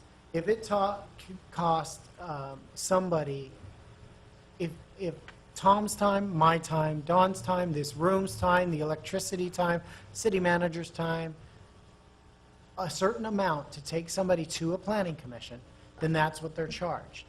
The council sees that recommendation in true numbers, from everything to administrative overhead to electricity for the rent we pay on a building. They sometimes say, yeah, but that's a little too high, we're going to subsidize that. It's usually done for youth programs, subsidize more. Sure. They make the businesses pay their fair share. Right. So they usually don't subsidize something that a developer would pay. And so if you chose that you wanted equivalent to something that is minor in nature, our special event permits are real minor in nature. So if the special event permit goes up after council analysis, yours would go up. Right. So it, You want to just go through each item and see if, what we agree on? Make it easy? Yeah. Yeah, I thought that's what we were doing. Yeah, Yep. you can go ahead and read it. I mean, I kind of, so go for it. Yeah, we'll Oh. start at the beginning and go for it. Well, I think we already went through, Yeah, those Yeah, are setbacks. setbacks at this point. Tell me what you don't want. That's what I Yeah. think would be better, yeah. But I think we have to determine what we want. well, first, to for determine what we setbacks, don't want. they address ADA, right? Yep. Some of these other ones, I think that's where I'd like staff to kind of look at what we have going right now and weigh in on some of that. That parking, you have a really good concept that might have some risk. I don't know how we can address that, whether we require them to put in some kind of pole that would stop an automobile from coming forward. the bollard, Yeah, I don't think we want to go there. that's expensive. okay. You've got to think about I that. don't know. I don't know what other options there are. I really don't. Yeah, liability insurance. Okay, maybe that, yeah. I think you let the public decide if they feel it's safe enough to eat there or not, and if not, they eat somewhere else. I Well, you mean- eat around the corner. And if you're hold harmless, if you Yeah. got the hold harmless, do you need a bollard? Yeah, so we've got the harmless agreement, so we don't need to add to that. Yeah, it is. It just becomes Okay. too much again. Yeah. Okay. 3 or 4 what if the owner didn't want bollards, but the tenant, you required the tenant to have the bollards? You're going to get in a little, Yeah, that gets into a war. yeah. Too much. So, do you like the second one from property line and parking lots, the 3 feet? Yep. Okay, we'll put a plus next to that one. Residential uses? I'm trying to think of where that would, Well, that could happen Well, anytime we don't. Even if at Griffin Grill, if they decided they wanted to try to put seating in the back, it would back up to those people's backyards. Mm-hmm. so then they would actually not, they would be They'd be less too than close. 200 feet. Right. So they wouldn't be able to do that Right. based on this one line item. Yeah, I If think I if- lived over there, I wouldn't want them to be able to do it. Right, they could try and do it with the CUP, but that, then everybody would be noticed. and Right. Neighbors would be able Well, to see that's I'm it. okay true, it with might be that. over 300 square feet anyway. Okay, consensus on that? Is keep? Yeah, Yes. Okay. From other businesses? Keep- I think that's actually good. You wouldn't want someone's dining space to block another business? No, that's what we were talking about Well, that's earlier. what Baja Sonora wanted to do in front of the eye doctor. And the landlord was fine with that.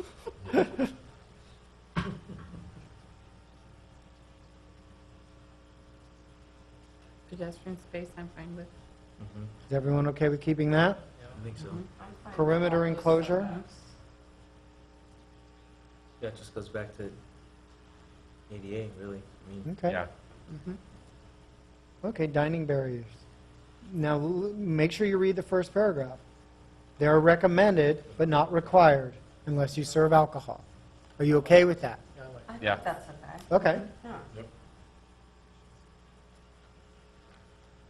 Serving alcohol. I think serving Okay, good. alcohol, abutting public property, good. Okay, good. Design appearance, good.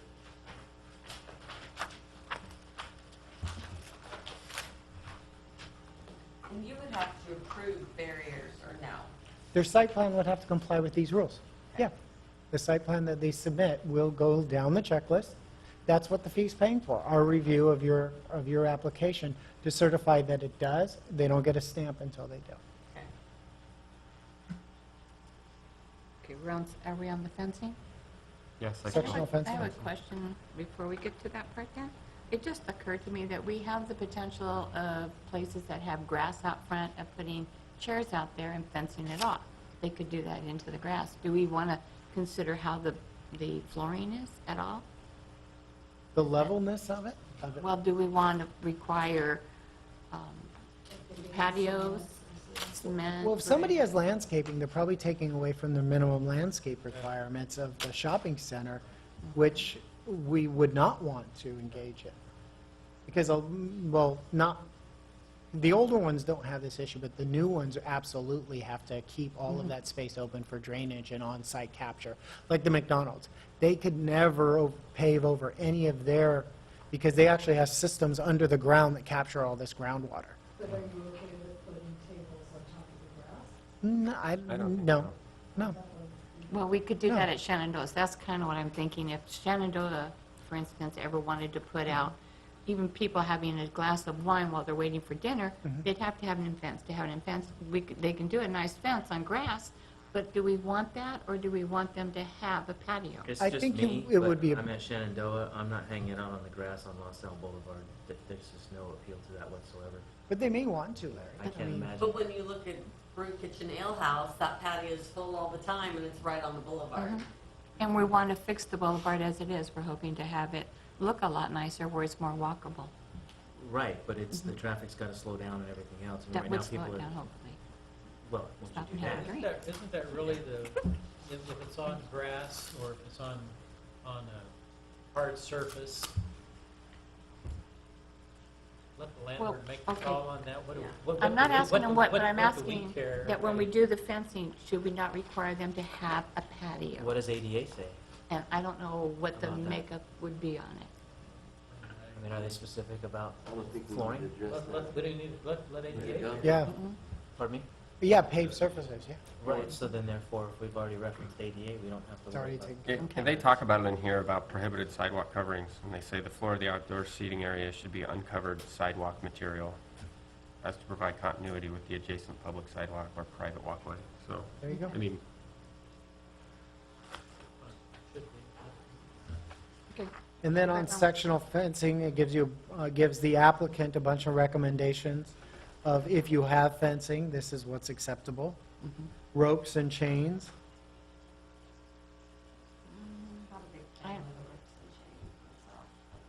Yeah, I kind of, that I don't really like.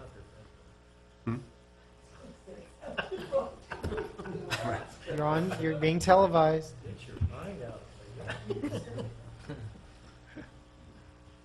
Okay, ropes and chains, have it in there just in case. They try to go that way, and at least we have rules to deal with it, or not acceptable. Well, all they did was they just said it had to have a diameter of 1 inch. So, I mean, they were even specific to that degree. You're not going to have the yellow rope ties Right. for the back of your truck. I think, didn't one of them mention something Do about not the cross no the chain? baseline. I don't remember if it's Marietta, but one of them actually said no chain. They did reference rope was, like, I mean, honestly, this one here with the first photo, Uh-huh. with the large white rope and the black poles, I mean, that really doesn't look bad.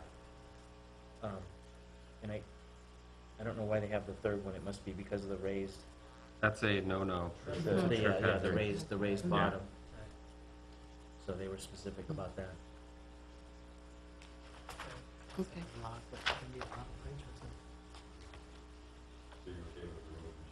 Yeah. We go on to planters. I'm not sure why anyone would take their limited square footage and use it as planters, I don't- but I don't think so. they may use the planter as their barrier. Planters, barriers. Yeah. See a lot of that in big cities. And places where they're experimenting with parklets and things like that. If they're going to do them, I do want live plants. I don't want Yeah, plastic that's what it plants. says. Yeah, it says they're not. Even in a Yeah. drought. What they have there. Yeah, I would Yeah. say just leave it the way it is. Okay. Prohibited materials. No chicken wire, we don't want chicken wire. right? That was cracking me up, man. When's the last time you saw that in print? It is Marietta. That's true, there's a lot of that out there. And you know, in all honesty, for a specific themed type restaurant, it could actually potentially work if you had a certain, you know? Yeah, I mean, Bubblegum shrimp. I'm okay with that. not here so much. Okay, prohibited materials. We have consensus on that. Barrier measurements. I found it interesting that most of the regulations all said that they didn't want any material or any solid pieces within the barriers. And to a certain degree, I mean, I don't know if it's a visibility thing. I mean, it's a pretty low, in this photo that they have, it's a pretty low barrier to begin with. Gives a little more privacy by doing that. I don't know, but it was funny that most of them actually specifically stated they didn't want them solid. Yeah. There could be, like, when I'm in big cities, I see a lot of these, the one that has the red line Right. through it. Right. I see a lot of these absolutely tattered, beaten up by the sun. They don't take long to you Yeah. have to continually replace them. And maybe And I that's think with why. the metal surfaces, you're not gonna have that kind of aging. On a west-facing property like the brew house, you probably would be likely that that's gonna be deteriorated. Mhm. Probably that's not the a- first place he throws money. No. Yeah. On Well, here, we it have just wind says, and in order to heat. maintain It's not- visibility of street level activity. So, I don't know why. There's something that, yeah, something kind of doesn't make, but I'm probably okay with it, but it's kind of minor. I can't, I think they tear easy. I mean, they're a problem. I mean, the umbrellas, at least they can change yeah, them but out you have quicker. verbiage in there that says they have to keep it to a certain standard, which is, the But tables it's can't enforcing be it takes chipped time and- to enforce. Another reason in big cities, you see these with the restaurant logo all the way up and down. Well, that Could be was one of what the I reasons. thought Mhm. at first, but they didn't even have it on, like, I thought Yeah. they would have specifically put a logo of some sort. Well, you don't have to worry about it if you don't allow it. If you don't allow that solid surface, you don't have to worry about logos. No, but then the next thing you find is they've got, just as an example, bike night or Monday night football, and the next thing you know, they're throwing banners hanging them Mhm. off of the Mhm. fencing, Well, of course, which is a temporary deal, but it happens all the time. yeah. Okay, onward, we're okay with all of that under barrier measurements? Mhm, Mm-hmm. Okay. Furniture and fixtures? mhm. I'm okay This with where that. you, okay, good. Tables and chairs, I like it. Tables and chairs, Yeah. umbrellas. Mhm. So your no rule regulation is becoming a lot of rules, but they're easy to understand and easy to follow. Welcome to our world. Yeah, I think a lot of it's driven by the appearance, not wanting them just to throw out some Yeah, I old think it's, plastic yeah. stuff and not you know. necessarily rules, but like Art said, common sense, and just making sure that they adhere to common sense. Mhm.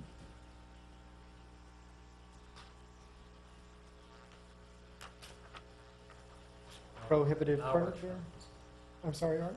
Our.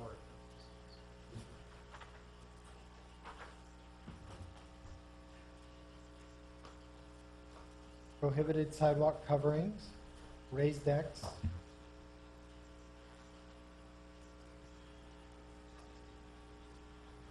I think that takes care of Larry's issue, as the chair already said. Signage, Yeah, Signage is good. waste receptacles.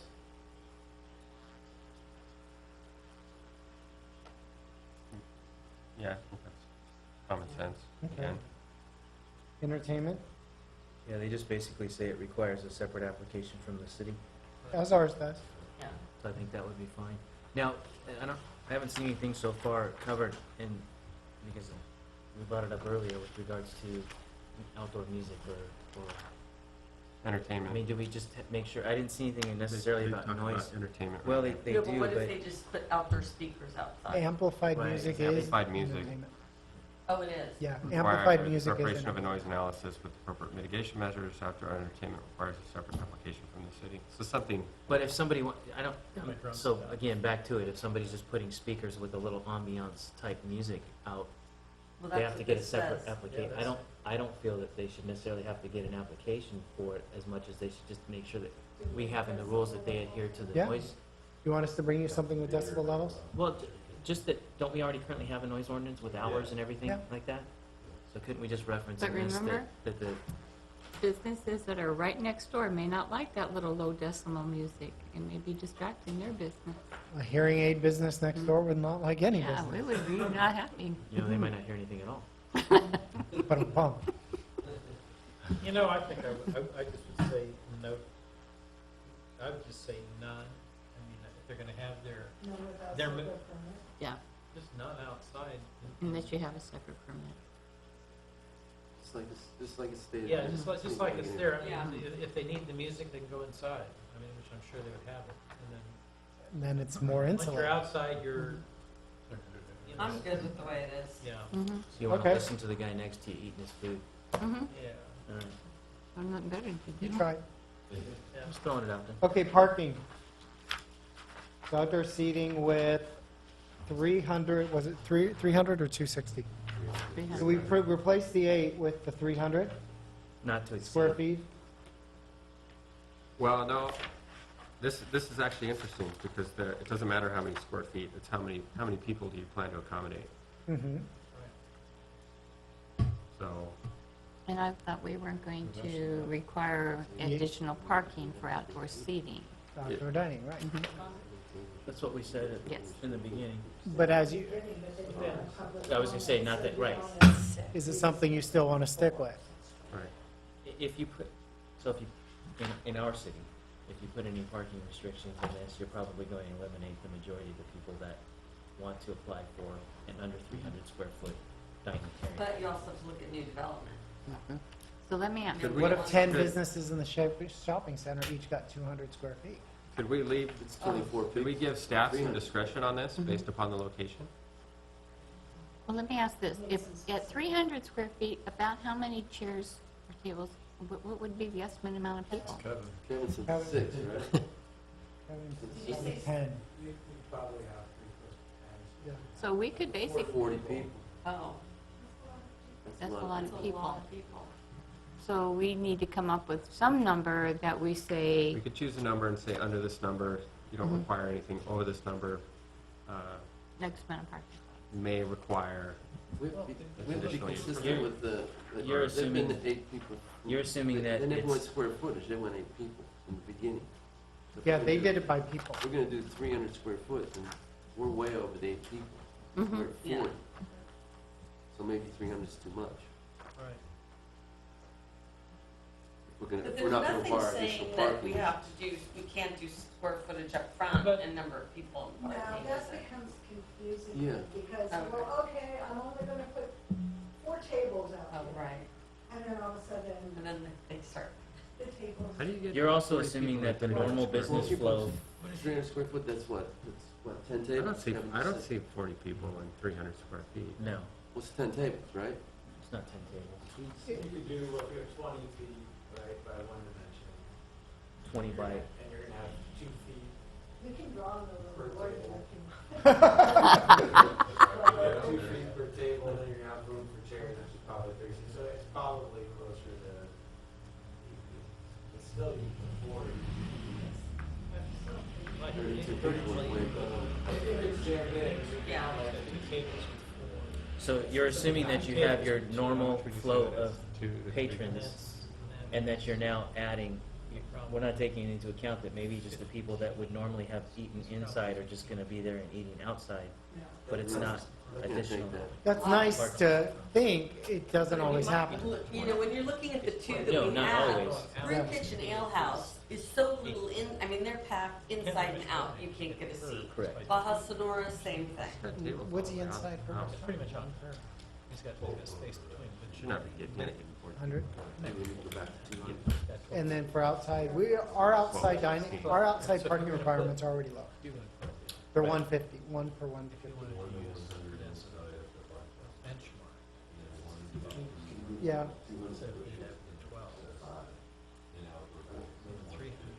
mhm, Yeah, I don't, that's just something. Yeah. If we have 200 square feet with single row of tables, that's like 4 tables, that's 16 people, as opposed to 32 with 300. it's 16 potential drivers, not likely. Well, that doesn't even make sense. If you go from 200 to 300, that would be, Well, I don't think. it'd be 200 to 400 would be 16 to I don't think 32. it goes that way, I mean, because you're talking double row or single row. So you do that for Nick's and you do that for Baja Sonora. They What have can't you even done to the fit- shopping center? But they can't even fit that now many. has about 12. They can't even fit that many tables. Yeah, Well, Nick's has them on the other side. Nick's has them out On the back other too. side, right.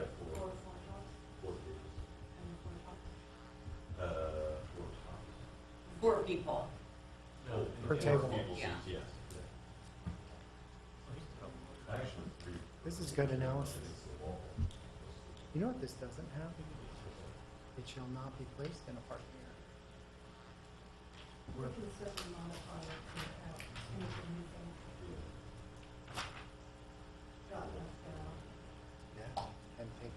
existing parking. Our parking requirements right now for 300 square feet outdoors would require 2 additional parking spaces. Well, we can require that. And then Baja Sonora. But there They're not is the gonna have that ability. many anyhow. They're not gonna, they don't have 300 square feet there. Do they? I don't remember. If you have a 10 by 30, so 10 by 30 is roughly 300 square feet. Right, Mm-hmm. yes. Okay, roughly. So if you have a 10-foot depth, you're gonna get 2 tables basically from, yeah, and you're gonna get across, you're gonna get, so there's 6 total tables. in How many 10 chairs? 4 times 6, it's 24. 24. Yeah, so it's not 32 on 10 by 30. Yeah.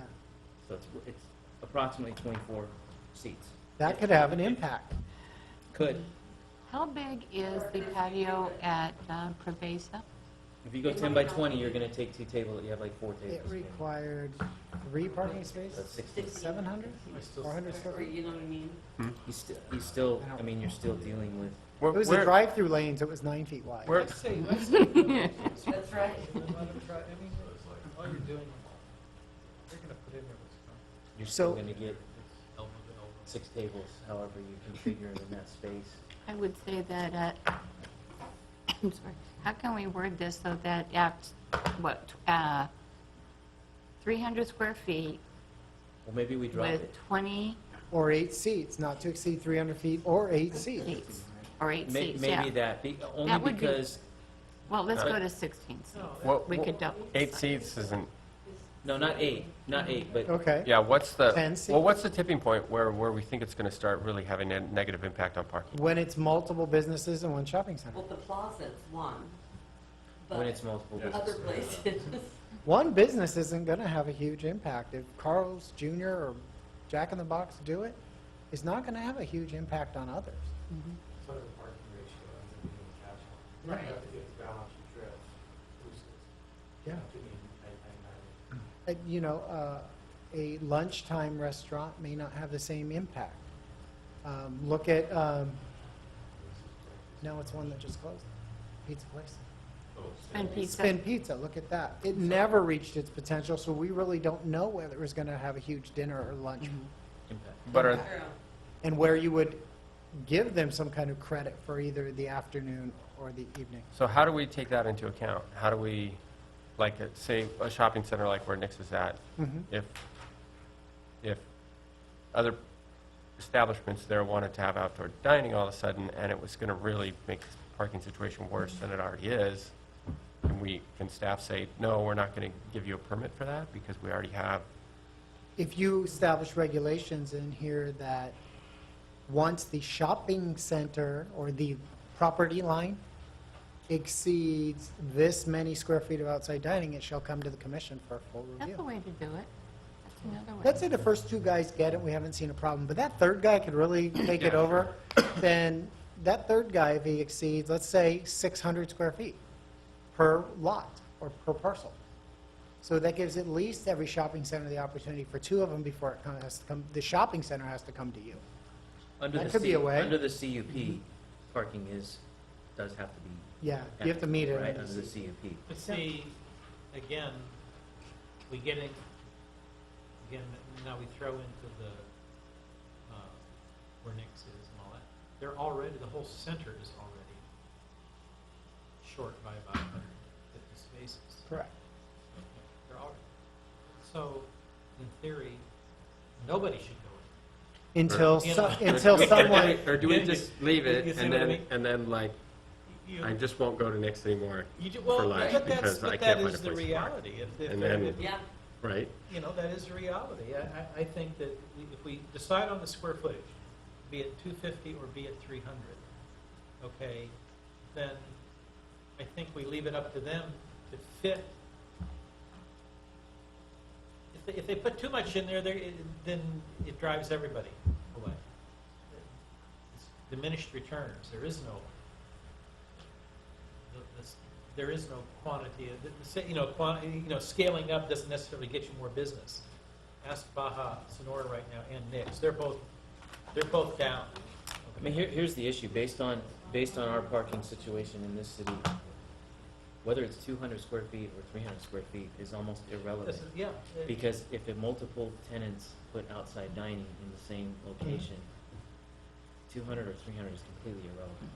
It really is. It goes back to the seat, like how many seats basically you would, so a certain square footage and/or a certain amount of seats, because somebody with a 300 square foot might want to maybe put less tables, so it's more appealing for people to actually move around in there. But then again, but then they're limited by how many seats we would let them have in that space. Well, and that presumes that it becomes a factor when the whole interior is packed and now you're using the outside for an overflow. Then, in theory, you're creating a problem. I don't think I've ever I've been to Nick's where you can't get parking, but at the same time, parking out front. Where you couldn't get a seat. Never been there. I've never had that problem at Nick's of not finding seats. He's got a huge dining room in the back, and he's got, he's got a little bit it's always empty. People sit out front simply because it's either too cold inside or too warm inside. I just want to. I was going there for years before I even knew there was a room in the back. Right. Wow, And there's nobody there, and there's nobody there. So I think we're worrying about, the situation that I think rarely happens, where they're completely packed and then. Well, that's what I was saying earlier. So, I mean, you're making the make it assumption 300 that- feet or 250 feet, and if they can get, if that's 12 seats, or if that's 8 seats, whatever they want to put out there, for whatever they need, let them do it. I mean, just based on, it makes it easier for the staff, it's the square footage, and that's your allotted square footage, and go to town. I would And say work it that out with your 300 neighbors. square feet, and if they put out more than, 10 chairs would trigger a CUP, or something in there. More than 10 shares, they have to comply with parking. Parking, okay, parking, there you go. That's interesting. Yeah. Well, that's comply with what they have in parking. here. And so, well, I'm sorry, because I just forgot what the parking requirements were again. 1 to 150 for outdoor. Okay, so, 1 to 100 on indoor dining. okay, so let's do, what if we just said that we're gonna, not to exceed 300 square feet with a maximum, or with, no parking requirements for 10 or under, but anything over that requires that they meet this parking standard. Does 10 that or make under sense? seats. Yeah. Then I get confused on how you figure that out, if you're talking spaces I'm talking of enclosed only. enclosed. Closed. do you mean? The ones that do the fence, Fencing? yes, not the ones like Nick. No, even Nick. No. you Even would- Nick, how you would- are you gonna equate the amount of square footage, though? The site plan that he submits to us, he will. Okay, It's probably All right. equivalent to his Wow. leasable space that he has out front. Yeah. hmm, He's probably only allowed to use a certain amount of front, and he'll probably go for the max. mm-hmm, If he has a Already has. 10-foot wide storefront, well, 25 foot wide storefront, that's going to be And his. he's only got about 5 foot out though, right? Yeah, exactly. Roughly. So But how many tables does he have out there right now? I think there's only like Four He's got or 4 tables. Four, Two, right. two for So- 4 he people knows and you 2 all for the 2. time. one for art, 2 for, Yeah. So he has, Sit at one he has outdoor outside. seating for 12. At 12. He's got 12 seats. In a roughly, what did we say? Does he? 5 by 25? Plus the back, though. Yeah. He's got how many tables out back? those are offset. mhm. Or the They top just use them. Anyone uses them. Anyone, that's just like a comment. I mean, I say, like we've been going all along, you do the square footage and See how the chips fall and it See how the doesn't chips work? fall. I Change mean, the code. the complaints will be from the neighbors, neighbor to neighbor, and then to the landlord. We'll never see it. If the landlord didn't like it, he shouldn't have signed the application before it was turned in. So, And they're already, like for we're under parked probably throughout the whole city. I don't think there's too many. Maybe Vaughn's has got. plenty. Vaughn's is sufficient, It's yeah. sufficient, okay? Yeah. I don't know. So Shopping center it's is not going to with, be an issue. yeah. so we're kind of all talking about what's currently in, but somebody did bring up a valid point about new construction, so we have potentially a retail in any spots, but potentially retail going in under the guise of this, and knowing that there's the potential of all of them having outdoor seating. Do they skirt the issue of parking, or do we revert them back to saying you have to? So somehow we, like with new, Well, you can ask a developer how he would plan his entire site around that issue right now. How would he plan it? so we bring it back. Would you plan for parking, Kevin? We would. First thing we experience economically, we don't get to charge for patio space. Right, so you don't Any encourage it. sophisticated tenant will show up and say, we want a big patio, and we can't charge them for it. They view it as free space. But it's also what the consumer wants, so it drives people to there. So we're not necessarily incentivized, other than the fact that our best restaurants want to push more. I do think that there is merit to having a total percentage GPA for a site that can go towards the patio, where you, instead of saying you only have 2 of them or 3 restaurants, that it should be a percentage of the overall GPA level, kind of large sites versus smaller sites.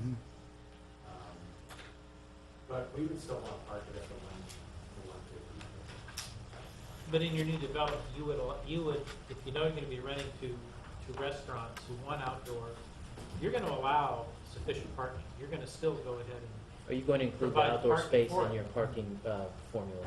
So the specific site plan that we were considering in store would, we handle it 2 ways. Thank you. The specific site plan that we're considering in store would Thank you, handle it 2 ways. The first is outdoor, non-exclusive seating. So for your fast casual restaurants, Daphne's or Chipotle, Food court, kind of. you have an outdoor Yeah. dining that is non-exclusive that you're not required to park. Typically, anyway. Really, the patio conversation comes in as it relates to alcohol uses. So you'll only have 1 or 2 of those, which would be a new CUP coming through you all anyway. So probably wouldn't actually fall under this anyway, because it's a new, We would typically prohibit a patio directly out in front of somebody's storefront, just because of the image. I know that's some of the retailers that you have around here and some of the shopping centers you have around here. We would try and create a plaza space that would consolidate that, create a sense of community that's not right out in front of the storefront where you have a single row of plastic tables and chairs. that's where it becomes, you're talking about the non-exclusive seating versus a restaurant who has dedicated, potentially, alcohol with a fenced-in or outdoor area. Correct. That's exclusive to their restaurant. but when you're considering your overall parking for your whole development, you do factor in the parking for the non-exclusive? No. No. That is not calculated in any city we work in where they utilize that as part of your GBA. So that's why. Isn't that really a, That's what I'm so why are we worried about 10 seats or 12 seats? Outdoor We non-exclusive don't. seating. The common seating. So for example, we bought a retail center that had a food court in it in Irvine on Michelson, which we actually just shut it down. It's about to be reimaged. exclusive patio area for restaurants. Is 1 per 150 typically. And Including that's outdoor. the fence, like with the, No, it's exclusive. Correct. It doesn't, That would be, Exclusive well, to that restaurant, it would be fenced. he's would- saying that we would restaurants park fence that. it because they want to be able to serve alcohol back there, but we're talking, but exclusive means that seating area there is exclusive to that single establishment. Cheesecake factory, outside dining, Well- air outside dining. But Nick's, Yeah. their table's outside, it's not fenced, it's not an enclosed area, but it's exclusive. But if the property owner would get engaged, he would do this heavy lifting and create a common area for the 2 restaurants two to share. restaurants. Sure, he could just put tables down the whole area That's there. the and- difference yeah. between landlords. That landlord makes every tenant do their own heavy lifting.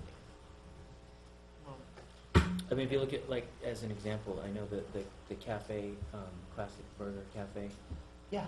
it has outdoor seating. It's completely block walled in.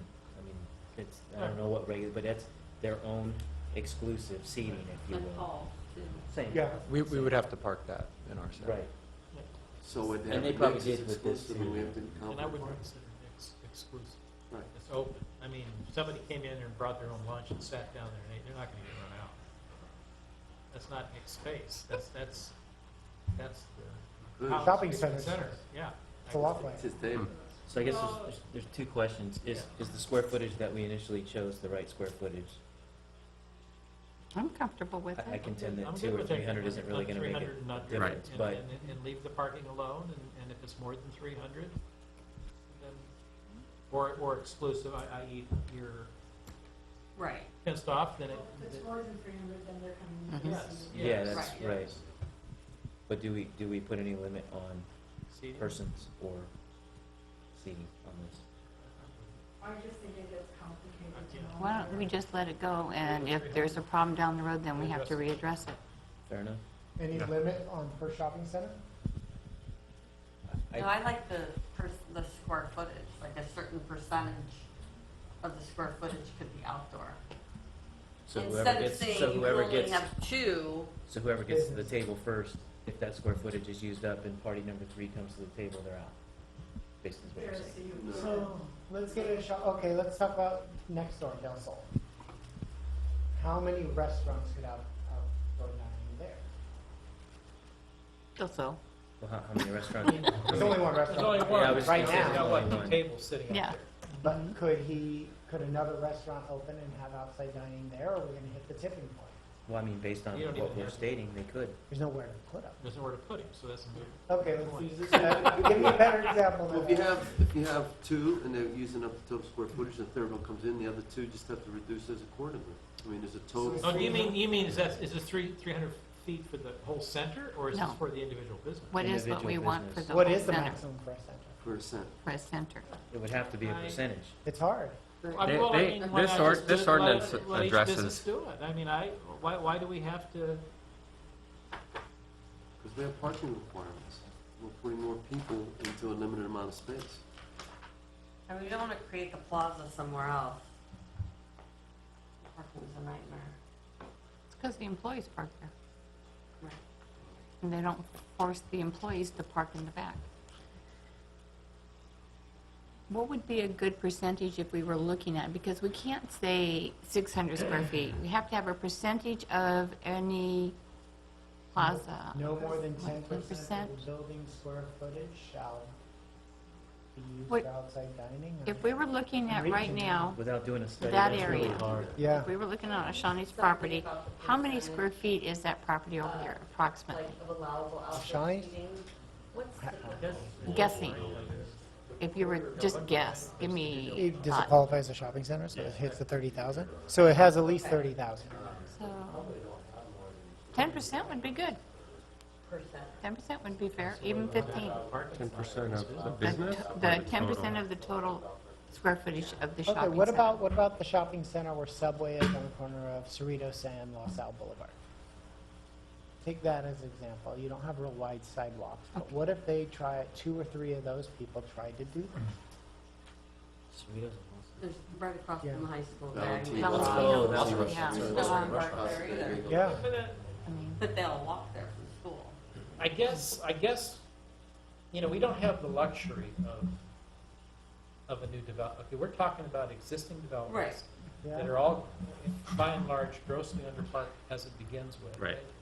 And as one community development director, not Stephen said before, thinking about, what do you call it?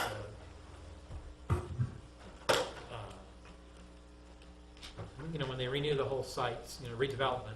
The problem with Los Alamitos is we have too many successful businesses. We can't afford to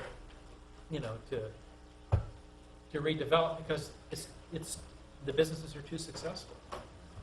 And I almost think that we are when you say we don't want to create the center like over at Vaughn's or somewhere like that, at some point the business acumen has to come into play with a business who wants to go in there and start chewing up the space. Okay, the first guy there kind of gets it. The next guy coming in, he's going to have to give it a long, hard thought. Is there going to be enough parking for what I want to do to come in here? They have a responsibility too. Yeah, well, I mean, exactly. To it's a like the certain burden. degree, The burden is. I mean, we throw out an arbitrary number for parking, 1 every 150. If the place is successful, it could be underparked, like it is right now. I mean, why is it underparked? Because it is a successful center, in spite of the landlord, in spite of the the maintenance that's needed on the building and everything else, in spite of all of that, it's still a very successful center. Is that under parks, considering that parking lot next door? Everything's under Yes. parking lot. 166. Remember, everything was built to standards, and then everything changed. Yeah, but if that parking lot was more accessible, it's filled up because of construction workers and stuff for the hospital, right? But that- before that construction was going on, there was not a lot of people parking in that parking lot. In Shire's parking lot? Mhm. Keller Williams. Really? There's a lot of people When parking in Keller those. Williams moved in, they took up a lot of. It changed the entire makeup of that center. And you know, he doesn't technically, the city owns the parking on those two side Right. streets. That outside parking is the city, so it's not included in his numbers either. And those were taken by employees for To a- 6-7 hours. So, you know, I'm not too, I like the idea of 300 feet. Let them do what they want to do with, you know, if they decide to put only, you know, 10 seats out there and it gives everybody a lot of room, that's great. If somebody wants to come in, they're going to cram in 30 seats. then It goes back, to what you were saying. I mean, a business will do what they're going to do to have it be successful. And if having a very crowded location turns people away, then they end up reevaluating because it's all driven by money anyway. So Right. if the center is losing business because, and people are physically going in and complaining, saying, you have no parking, you have too many people, we're not coming here anymore. And it's up to them, I think, at that point to make the decision, do they want to turn away business or? Yes, but the city, you approved 4 of these outside dining permits. Right. But we're That's not, what comes back. but business owner, it's up to you to understand the nature of your business and the parking that's needed. And you can come out here and sit here at noon. I wish you Okay. were the landlord, Archer. Well, Because I- that doesn't represent So, I most mean- of what I we mean, see. But that's your response. Stephen, based on what you're saying, You know? we shouldn't even be doing, I mean, based on what you're saying and the way that the parking is, we shouldn't even be doing outside seating. No, I think you should. I think there should be. I'm just trying to entertain the discussion. No, I know, but And if you plain guys Do are you want to meet the willing, parking code for these, where there are? Then we have- No, then the we answer is can't- no. then- I right. mean, Yeah. if you want to we go don't down. have outside seating if we have to meet parking code. That's, Well, that's why we could do something like what they did here. Is if it's, they used eight seats per restaurant or 20 seats total for a center like that. That's what they have. We can put whatever numbers we want on there, but, you know, we can say 12. But I right? thought we That- said that's we what- weren't going to talk the Well, we're seats, that we were doing the 300 square feet for the business, no greater than. But then we were looking at the percentage, what percentage before we say no to the center, no additional people. Either way, it's 6 of one, half a we dozen. either of the want to other. address this issue in this ordinance or we don't. If we do, we can, there's, If you we limit can it either by address seats it or with you square limit by footage, we percentage, could it's do, the same. right. Because you're limiting, I'd say you give them the square footage. you're That's how limiting it goes. seats by calling it percentage. Yeah. Because if you limit percentage, then they can only have so much square footage, which means they can typically only have. most landlords won't lease to too many restaurants in one That's the center. other thing. I mean, I'm trying to think If in the the area. landlord's, what you know, area smart, you're in. you know, you're not gonna, Mhm. Yeah. but Paul's But he has owns his that, own that's exclusive. Paul's site. Right. And Yeah. he can only have enough parking, you know, enough seating for the parking he can support. And then, he's certainly not gonna push his seating out farther for more business, because then he'll lose business, because if people can't get in there, they're not gonna go there. Do these permits have to be renewed every year? You haven't given me that guidance yet. So, as an option, do we make the permit renewable annually? As a CUP, annual? No, that's why you don't call it a CUP. That's why you don't call it a CUP. So it just stays? With the Okay. permit. Yeah. Well, I noticed some were CUPs and they actually they had to renew it annually. Yeah. But we could always Okay. change that. Mhm. If We something not can, working, we but can if- change it or we can add to Okay, it. Why Right, but don't if we you just change stay it, how do with you this? enforce it if the permit runs with the, again, if they go in and get this permit that runs with the land and you make the change? But we're not recommending calling it a CUP. No. No, I Well, understand that. any So Permits how don't long, run so, with the so land. should we put a limitation on this permit? Oh, a time. Well, no, I guess the question is, if we change what the rules are, do existing permits now have to comply with the new? That takes us to our next discussion. Yeah. Segue. Okay, So here's, so let's adopt so we don't, this. so we don't spend all night talking about this. Let's ask two questions. Like, do we want to address the parking issue? I guess it's one question. Do we want to address the parking issue in this? Because if we don't, we're pretty close to being done. We're If- close to, I don't think we want to necessarily address the parking issue as opposed to helping our parking issue by addressing how many can possibly be in one center, or how many tables or persons per 300 square foot. But the only reason that you're motivated to do that is because of the parking issue. Right. Right. So that goes back to the question, do we want to address the parking issue in this, or do we not? If we do, then I would say, hey, we can ask staff to take a closer look at that and give us, I don't know. what Or we how want to about do. we automatically review the progress of the program in a year? That's Yes. kind of where that's why I was asking about a limit. Not Because then at that have, point, not call it a pilot project, but just say, bring it back to us after a year. We'll see how many were I'm issued. fine with that. I'm good Yeah. with I that would be too. completely fine with that. So, so we would start with the 300 limit and Right. just And not no- worry about parking. Yes. And not worry about And then seat come back in count. a year, see what not worry about happens. seats, come back in a year. And I guess you gauge that by the number of complaints you're getting. Or Exactly. or even the number of permits. What if we don't even get? Yeah, Right. But if we, so say we get a few permits, and after a year, we say, hey, We might not. here's what's working, here's what's not working, and we make some changes, does that Well, apply no, to those because now we existing have something permits? enforceable. Yeah, See, we'll get 2 permits. that probably gives you a good reason right. to have the first ones annually reviewed. Then, Yeah. one last thing, what about existing businesses that right now, I'm just talking now the That are- Pasty Kitchen, Uh-huh. where that could very well be more than 300 square feet, maybe. Yeah. It's probably getting pretty close. Do we know? A place like not that, permitted? do we just leave, I mean, we have all these people now come in, they're out of compliance, and now we've got to, Aren't they, they're already out of compliance.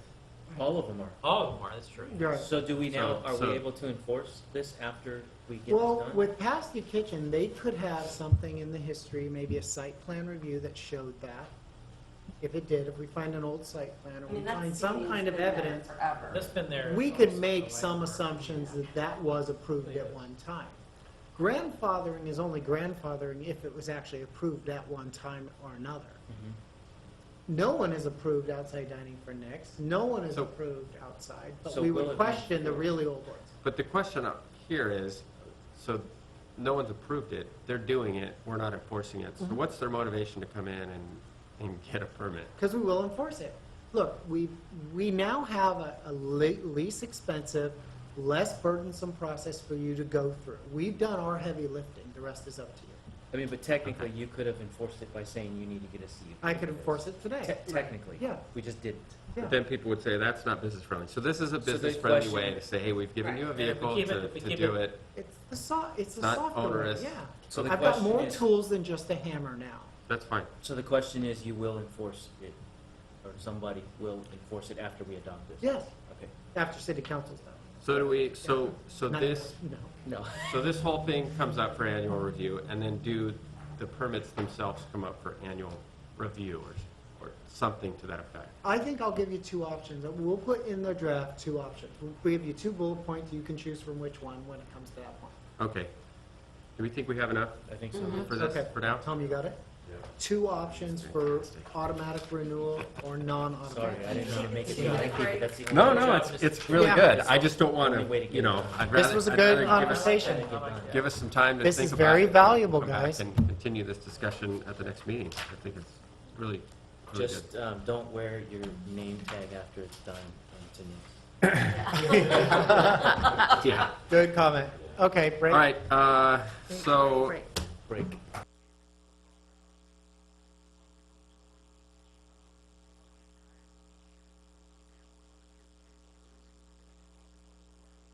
B, discussion of non-conforming use provisions. Lisa, you want to take this one away? No, I want you to. This is a very complicated topic that the commission has bounced around peripherally for about a year. It keeps coming up in all of your dealings, and especially when you came up, you were working on the general plan and the zoning ordinance. You remember you really struggled with this topic in the area behind, off of Farquhar, Green, and Howard. You really started talking about this topic a lot, and it really became of interest to you, and you started understanding it a little bit more. So, And it came to a head with the CrossFit.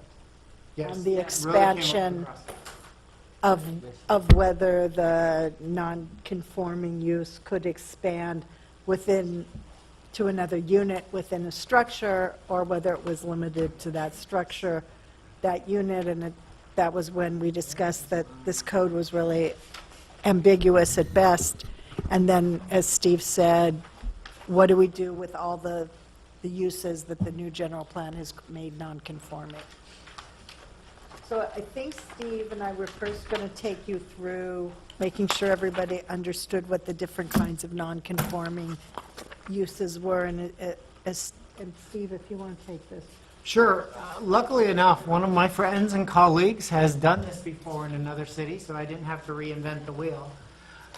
She spent about a year on non-conforming uses, structures, and lots in educating her planning commission and her city council in getting towards a new code.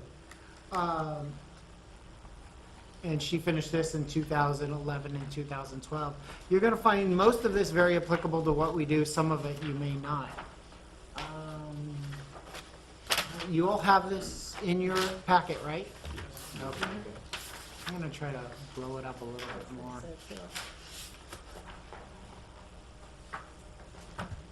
Okay.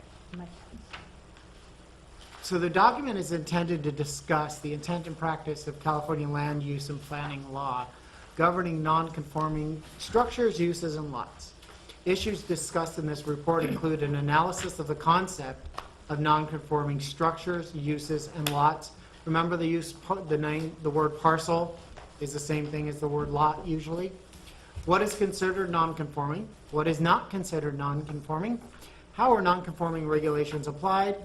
And the enlargement, repair, and destruction of nonconformities, and how illegal structures, uses, and lots are identified and addressed, an actual case sample, and the conclusion.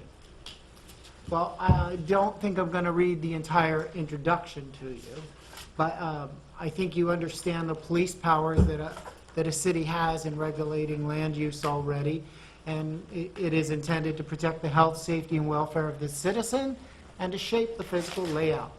And so that's why subdivision ordinances, building codes, and zoning codes exist in cities. To ensure the community's adopted vision and goals are fully accomplished over time, regulatory provisions are put in place to require non-conforming structures, uses, and lots to be made conforming or ensure their replacement over the time. Remember, many of these rules exist because you want the use to disappear. Not because you want to preserve the use, but because you want it to disappear. One of the biggest examples of that is probably Santa Fe Springs over the last 30 years. They had a lot of really cruddy industrial areas, and now they have a really nice, beautiful industrial master planned areas. So that's a city that's really changed itself by letting those non-conforming uses disappear. So you have examples all around. What is non-conforming? Non-conforming are relatively commonplace, but the concept may not be completely understood by everybody. It is very complex. One might picture a dusty old brick making business surrounded by single-family homes, right? Somewhere down the line, we let homes be built too close to a dusty old area, and that long predates its current residential zoning, or an old church that appears to be too close to a street property line because the city widened the right-of-way sometime in the past and eliminated a portion of the property's front yard. You'll see that on Old Coachella widening sometimes, or Los Alamitos Boulevard widening. You see people's front steps come out to the sidewalk, really close. The zoning code identifies development limitations associated with various districts identified on the city's zoning map. And that established uniform building setbacks, height limitations, parking requirements, minimum lot size, and identifies allowable uses. Zoning rules change or are updated over time, and they're designed to control and regulate future development. A legal non-conforming structure, use, or lot is a lot that has been lawfully established in the past, but no longer meets the current requirements. I'll give you a really good example of that. Most of the lots in the city were legal at one time, but they were legalized under county standards.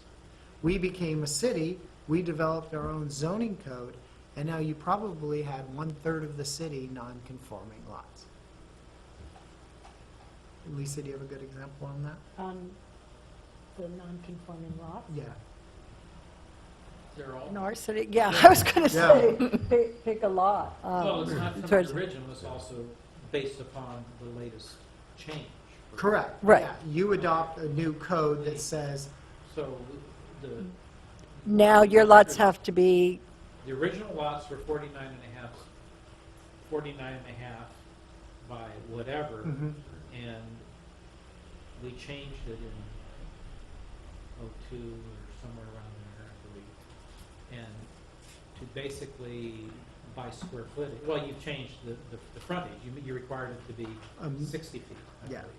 And so instead of 49 and a half feet, so in that instant, every lot in the R3, R2, all your all your multifamily are all non-conforming. The intent is that you didn't want any more lots chopped up, but what you got was making them all non-conforming. Yeah. Excellent. No, I mean deliberately. Right. I mean, Well, you wanted to correct a wrong. but, What was the wrong? well, okay, the wrong, Too thin. keeping in mind that at the time you're Really small 95% built out.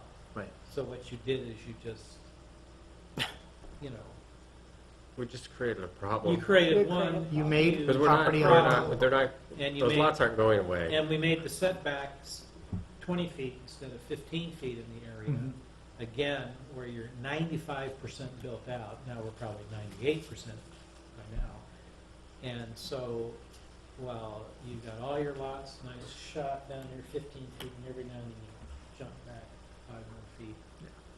And so the outlier is the norm. Yeah. It's crazy.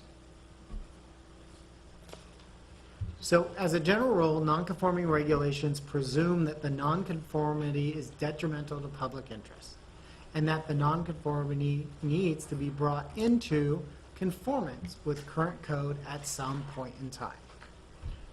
For example, a community that finds that an existing code allows structures to be built too tall may adopt a code amendment to lower the height limit of new construction. You know, for a couple of years, you tried the height thing, it didn't work out. It was detrimental to the health and safety of certain neighboring businesses, and you decided the next time you revise the code to change the height limits in your town. Well, you just made that old taller building legal non-conforming. The code looks to the future and assumes that existing lawfully established non-conforming buildings that exceed the new height limit may continue to exist, but will be brought into compliance or eliminated over time. Okay, and I just, there are a couple of places where I don't completely agree with the Tustin thing. That's one of the things that the commission will be looking at as to whether the structure should really be brought into compliance over time when you're talking about this type of a nonconformity, or whether it stays as a permanent nonconforming use. Tustin may have been looking to make these conforming over time, but not all cities do.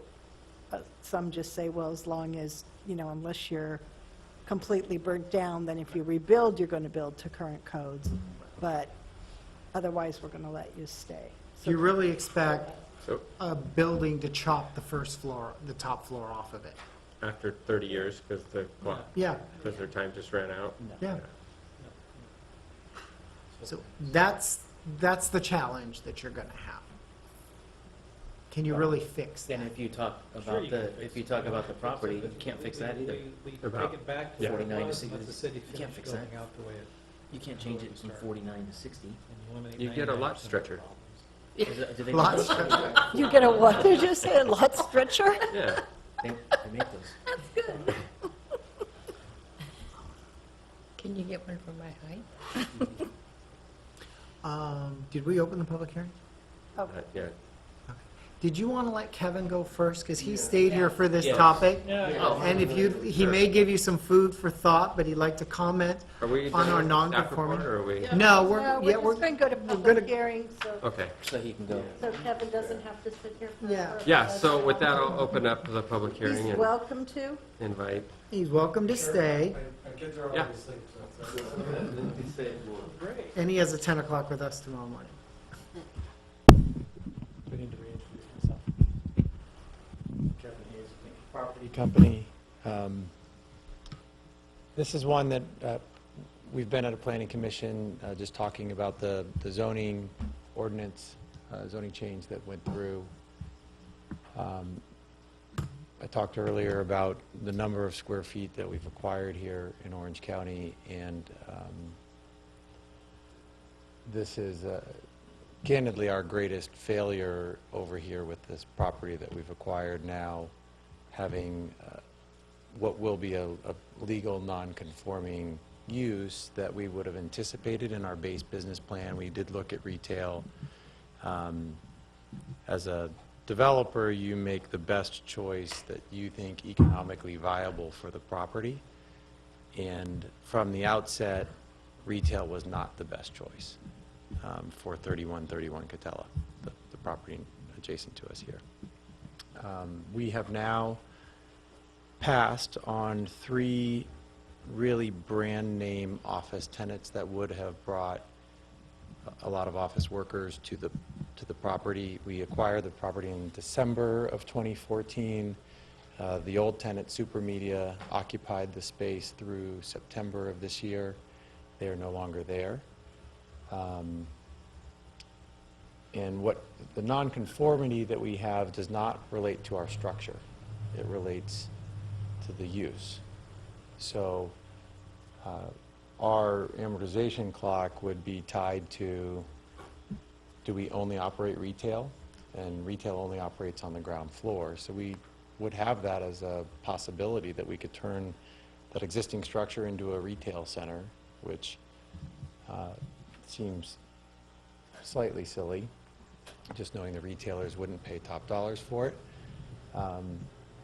But we've had to pass on Caremore, quality credit tenant that's up in Cerritos, Speedo, that ended up in Cyprus, that would have been a corporate use, Vans Shoe Company. These are all 3 office tenants that would have shown up next door. And we have a list of others, and we can't put the capital investment into the building because of the amortization tail that we're sitting at, that no reasonable buyer is going to buy a office building from us, or no bank will lend us on a refinance. We own the property all cash. Will lend us money knowing that they're going to have a non-conforming use in the property at the expiration of that lease, or sometime during the period of that lease. So what this amortization does for us is allows us with some certainty to apply capital dollars to the property in the event retail is not a viable option for us.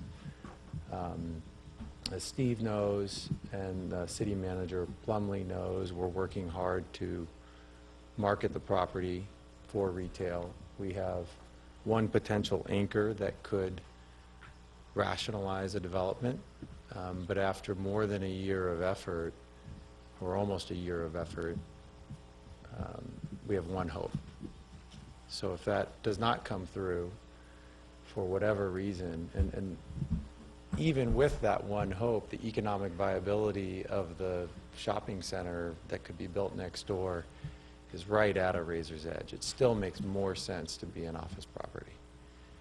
So markets change up and down, and obviously the city wants what they want, and we would rather swim with the stream than against it, just because it's much easier for us. at the same time, what we have next door is a property that could become blight for all of us. It could become blight on our financial record.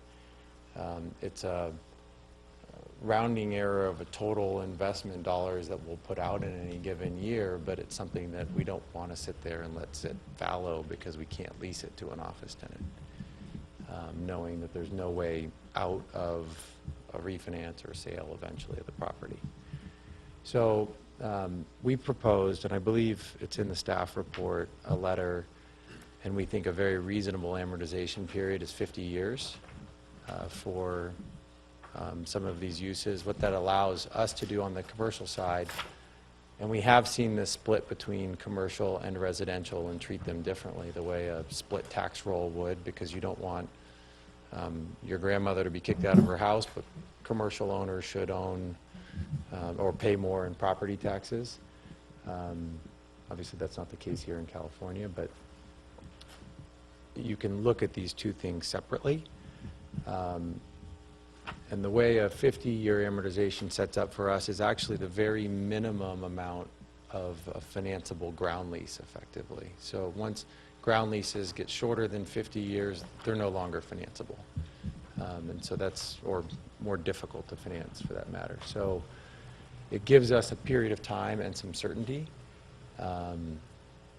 which I also think the way your current, I'm glad you guys are addressing this, the way the current code's drafted creates a lot of gray area for all of us. So that's all we really have to say. We would ask that, considering the legal nonconformity of the use that we have next door, again, not the structure, the investment community is going to look to put whatever they can into their properties. I mean, our repositioned version of the office building next door that we showed Speedo, actually Shlomo El Ghazi helped us with a number of the renderings there, was much nicer than what you have next door, and certainly much nicer than it being turned into a two-story retail with abandoned second story. So that's all I have to say. I don't know if there are any questions or anything related to that. Kevin, can I ask you a question? Sure. When you're saying 50-year amortization period, do you want the ability to put in a new building, new office building? In the event of a casualty, Or, no, I just mean absent the casualty, we already have casualty language in. Are you talking about like you'd like to tear down that office building and build a new office building and then that have a 50-year life? I don't think our intent would ever be to build a new office building, overbuilding new retail. The reason the financial models end up in relative parity is because you have an existing structure that is actually reusable. I mean, there's a lot of work that needs to be done to it. We pro forma at over $100 a square foot just to improve the property. But if you had to put a new core and shell site work on top of that, it would much Okay, I was just trying to get clear in my own mind what you were looking for. Can you expand on what went into the determination that it's not a viable retail location? Market rents, first and foremost. So there's two components that go into any financial model, and then you spread it out over a number of years. It's what do you think your income is, and what's the expense to get there. And so retail is a really interesting and challenging animal in the world we're in today. It's not the same as it was 5 years ago, and it's certainly not the same as it was 10 years ago, where you would look at large box anchors that would sign leases before you ever built, and you would then go get construction financing with leases in your hands. Today, the large box anchors are shuttering stores because the internet has greatly disrupted their business. Food is your new anchor. We all still need a place to go shop for groceries. The biggest issue is that the grocery business has also been decimated as of late. I don't know if you saw Hagen went bankrupt. Our friends in the city of Tustin had to settle for a Stater Brothers versus their original aspirations for their pavilions and Gelson's. And so if you really look at also your neighbor down here in Rossmore, a lot of these retailers operate off of radius restrictions, meaning you can't have a store any closer than X miles away, and most of the big names are represented down the street and are not focused. We had talked to a number of uses, and there are uses that are not necessarily great for city council or for the coffers here, like fitness. 24-hour fitness, LA Fitness are all represented within the trade area. So those, we've had a lot of our groups knocked out that we could even consider. So the viability has actually been more than just rents and cost for us. It's been the disruption to the actual businesses themselves, and on top of that, the relative supply that you have here is really not necessarily in your city, but it's within driving distance. I would guess a lot of your citizens drive to Rossmore to shop. Don't we have a large volume of cars that pass in front of that site, west and east? This is the 5th busiest intersection in Orange County. So it's... The big box went north there? Well, it's interesting. You end up with, as you talk to different users, for example, a CVS, forget for a moment that there are Rite Aids and CVS's all over the place, and you're heavily represented, wouldn't go there because it's not on the way home from work. It's on the way to work, which is not necessarily how the shoppers shop. But a Starbucks drive-through, every day of the week that we put that on the market for a Starbucks drive-through, we could accomplish that.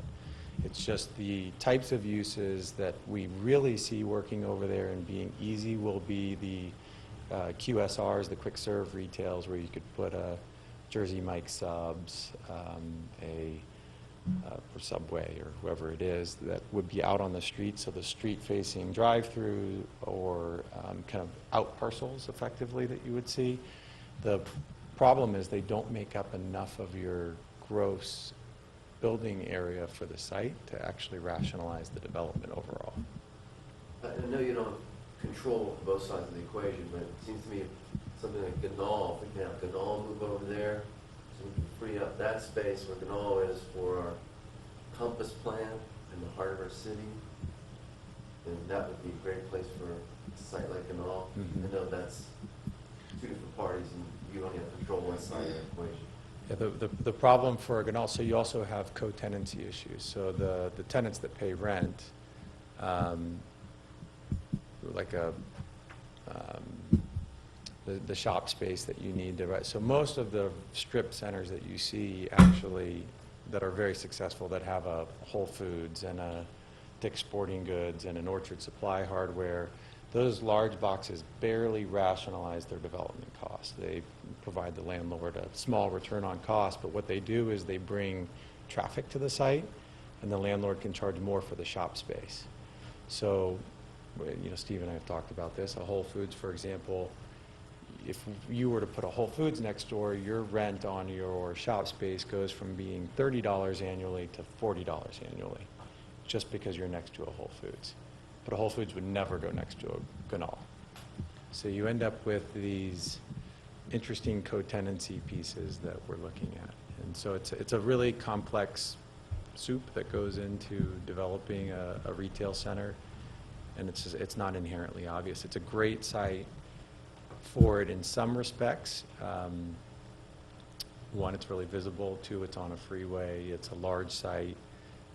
Its shape, its depth, and width is good, but it's also got a signal on a far end, and so it doesn't necessarily mass. You have a right in, right out from the site, which kind of pushes some of the uses down towards the freeway end being less desirable uses. The smart real estate directors on the development side just can't make sense of, I'm not going to open a store on that freeway-facing side that somebody has to weave their way all the way across the site just to drive in and drive out. What's the difference in the revenue coming to the city between a retail application and an office building? Steve's probably better to answer that question, but it depends on the uses. Fitness, you get no benefit from. Grocery, very little except for alcohol sales. depending, I mean, But somebody like a versus, like somebody like a Vans who's using his office space like that. Any office. the employee. Any office Any office is, space would- is utility tax, little if no sales tax, and maybe improved assessed value for property tax, which we get very little.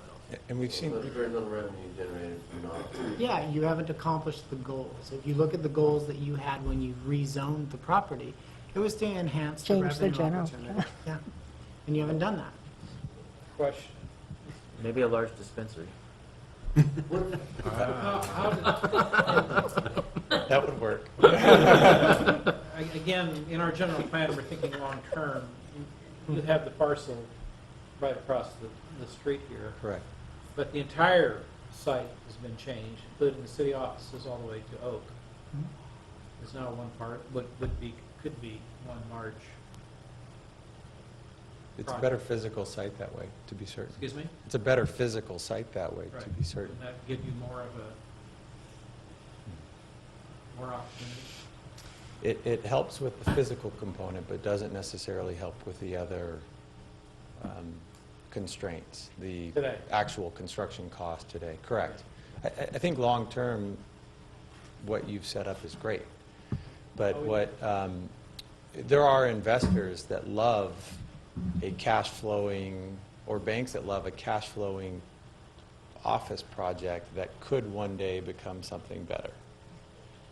Meaning, the technical term is it's a covered land play, that somebody looks at, hey, I want a retail site here down the road, I would like to develop a retail site, and oh, by the way, it's already entitled for it, and you really go through planning commission, don't have to go through a full CEQA process. That's very appealing, but if it's not economically viable at the time, the bank's not giving you any money and nobody's buying it from you, and so you can't necessarily invest into it. So the reason you would invest into it to get the cash flow in the near term with what is economically viable is because you believe you can get to something down the road. And so with some certainty, we could still invest into the property initially for whatever use makes most sense and still have it adhere to the long-term goals of the But the city. issue today for you is the amortization.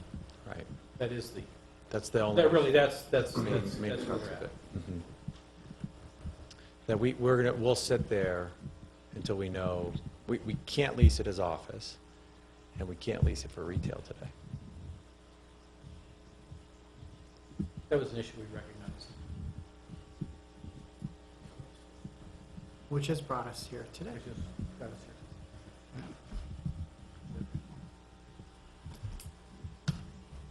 And attachment number 2 in your packet has come from Kevin's organization, KPO, which is the LLC that they put together to own this property next door. 9 acres, 9.4. 9.4 acres next door. Have you thought about acquiring more of this direction? Certainly.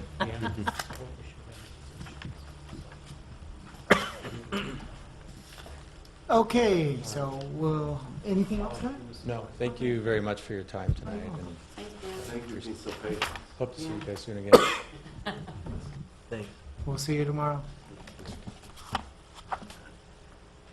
So that was a non-conforming use. But then Lisa started bringing in the structure issue a little bit on that talk. We started talking about structure as well. But non-conforming structures in the form of households are, here's an example of a setback that has changed on the house. The city has developed a new setback, and therefore it no longer meets the setback requirements. You have a non-conforming use, and here's an example on the right of a single-family residential use, is a use that is non-conforming in the current downtown retail area. So you see this house? They're developing around there, they've decided to go commercial, and you have this lone wolf out here resisting. Stephen? Yes? We need, now if that residential, that lone wolf, if they change that to a retail site, then it would be conforming. So it's not the Well, structure itself. No. It's a structure. that, It's a residential structure. But if you change the use, you know what the after plan is? There's, Yes, if you make it like a restaurant or something that, Right. that looks The- like a house. the problem is, and that's again another issue to deal with, we have non-conforming lots, non-conforming structures, which we talk about, that they are non-conforming because they don't meet development standards. Then there's the actual non-conforming structure itself, because a commercial use has a different occupancy load and different building requirements and different ingress and egress requirements, different firewall ratings when it's used for a commercial use versus a residential type use. So that's really where the structure itself is no longer non-conforming for the use that fits into it. Real life example, in addition to that, when I first, decades ago, came into the city attorney business, Azusa had a market that was still a wooden structure, wood frame structure, and their 30 years or whatever it was had expired, and it was really a fire safety issue, because it just wasn't rated for people to be in there and for people to be doing what they were doing in there, and we had to close down the market, not because it was in the wrong zone, but because it was an old wooden structure from the cowboy days or whatever.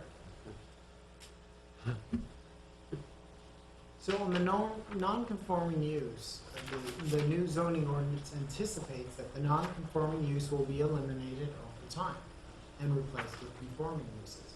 And that again is establishing the time limit when you adopt the code. Now, non-conforming lots, which we have many in our city, it describes a lawfully existing lot. It means it was legal once.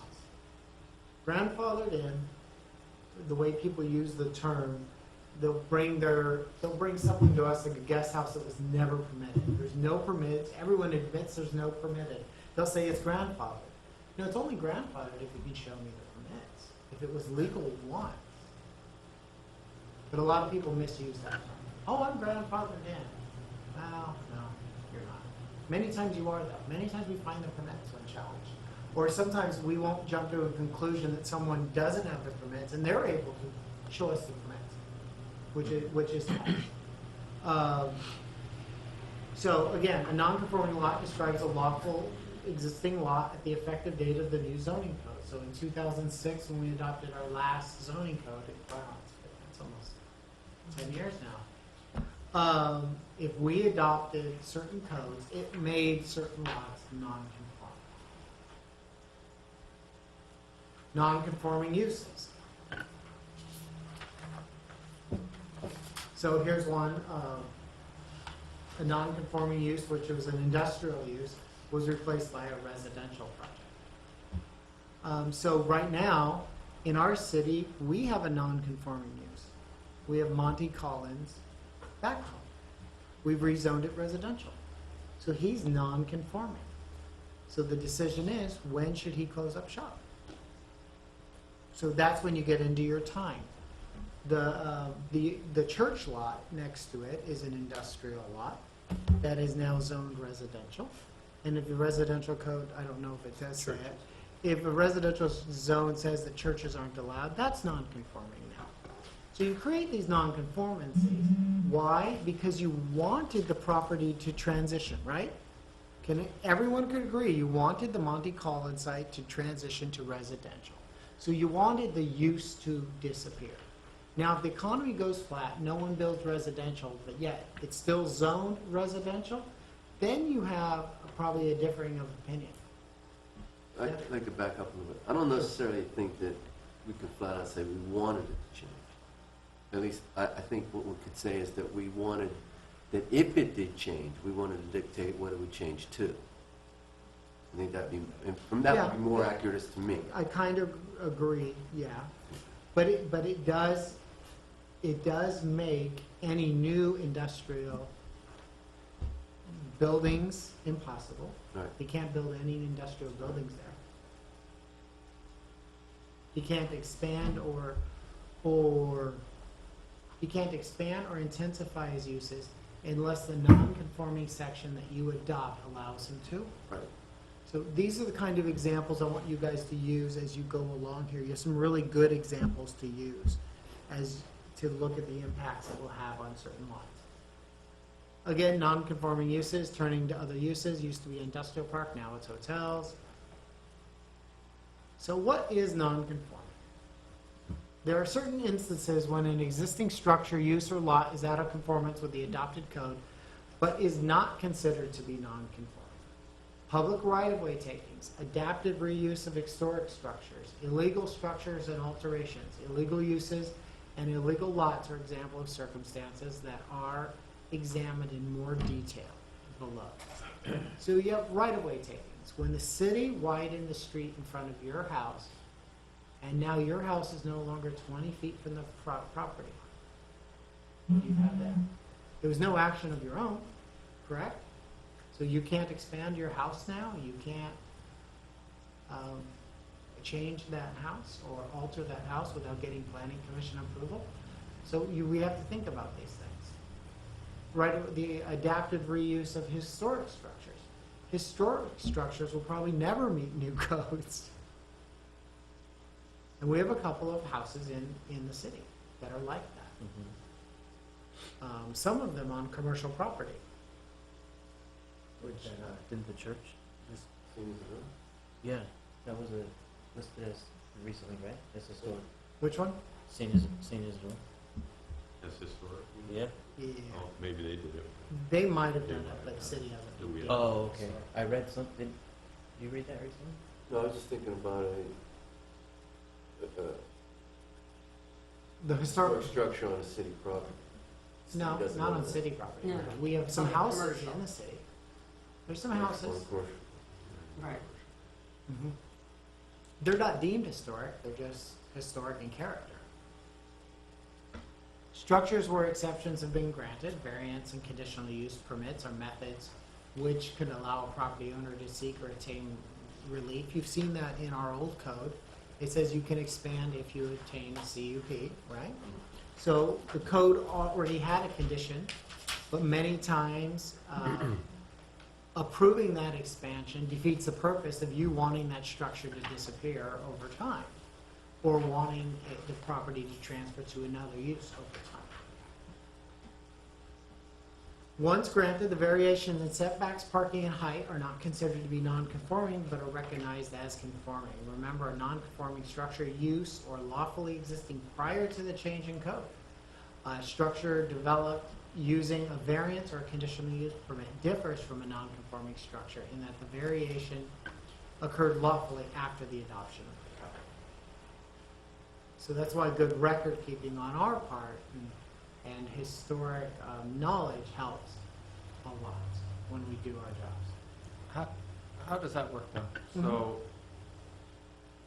like that right there, it's lawful because the variances and conditional use permits happened after the adoption of the code. But if the code were to change at that point, then it would again become legal non-conforming, correct? Probably not. The CUP would ride with the land. Yeah. Right, Lisa? If they had a CUP that made it conforming, then the CUP would ride with the land. Right, it would still say legal non-conforming. They're saying that that's not legal non-conforming. No, because they took advantage of a section of the code where it says, They got can variances get a and CUP conditional or a use variance. permits. But then because they're saying that they got that while the code, Right, and you're then saying, then what if the code changes after that? then it's like any other structure, then it becomes legal non-conforming. Like any other structure that complied with the code, the variance, the conditional use permit made it comply with the code, So, So yeah, then- so code change. then you doesn't- become a legal non-conforming use, just like if, when there's a setback change, as we pointed out earlier. Illegal structures, uses, and lots. A structure, use, or lot that is out of conformance with the adopted code is not considered to be non-conforming when it has been illegally established. So if somebody illegally established a room addition It doesn't make it legal non-conforming. An illegal structure, use, or lot is caused by the actions of a past or current owner, tenant, or property manager, and not a government action. So it has to make sure it wasn't a government action. Because the structure, use, or lot was not lawfully established, it is ineligible to utilize the responsibilities or privileges afforded to a lawfully established non-conforming structure, use, or lot. Specifically, illegal structures, uses, or lots may not remain in their current state indefinitely, but are required to be brought into immediate compliance with current code standards. So somebody that has an illegal structure and says, I've got 30 years to fix it, they don't. It's legal, it was always illegal, should be immediately removed. Yeah, the challenge is sometimes you're shocked because they'll present you with a building permit that no one knew about. So you have to be a little bit flexible in your first conversation with people when they say, I think it was permitted, or they'll go through grandpa's papers and find it. And we always give them that opportunity to prove the records to be right. Our building department records are pretty good. Most house permits were turned over when we came to city. We got them from the county. The county is able even to produce one we couldn't find about 2 years ago. But it is somewhat rare for us to lose a building permit in a single-family detached area. The apartments are a little bit different. That's a little bit tougher to confirm units when they've been built at different periods of time. You know, you have a house and a garage, then you have 2 units. Those 2 units were shrunk into, or squeezed, 3 units were squeezed out of them, but there's no records. It gets a little gray, so we have to be a little patient in our analysis of those. An illegal structure, sometimes referred to a bootleg structure, as a building constructed without permission of the city and without required plan check or building inspection oversight. I think we all know what that is. Got one of the, I think that's going to be amended, they're going to allow that. Legalize some garage dwellings? He's sitting on that. What, to meet affordable housing requirements? I don't know what the, could be intent. Yeah.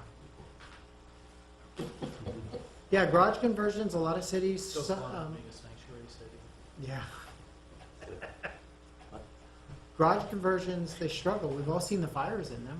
We've all seen the deaths. There's some cities that have mandatory inspections when people sell property just to make sure there are no garage conversions. A city like Southgate and things like that. Here's some other news articles of some crackdowns. Here's the example of some of the fires in that. I think we just had one locally where a man was found living in I think it was in LA, living in a back house and couldn't get out. So here you have a single-family home in a commercial district. Do we have any of that in the city of Los Alamitos, Thomas? Yes, You do? we do. Which ones? Oh, yeah, right here. Right up the street. Right across from Donna Beeston, Right. on Florista Behind where and, Radio Shack Yeah. and all that is, those homes that are in that area. those On that are side of the street. commercially zoned.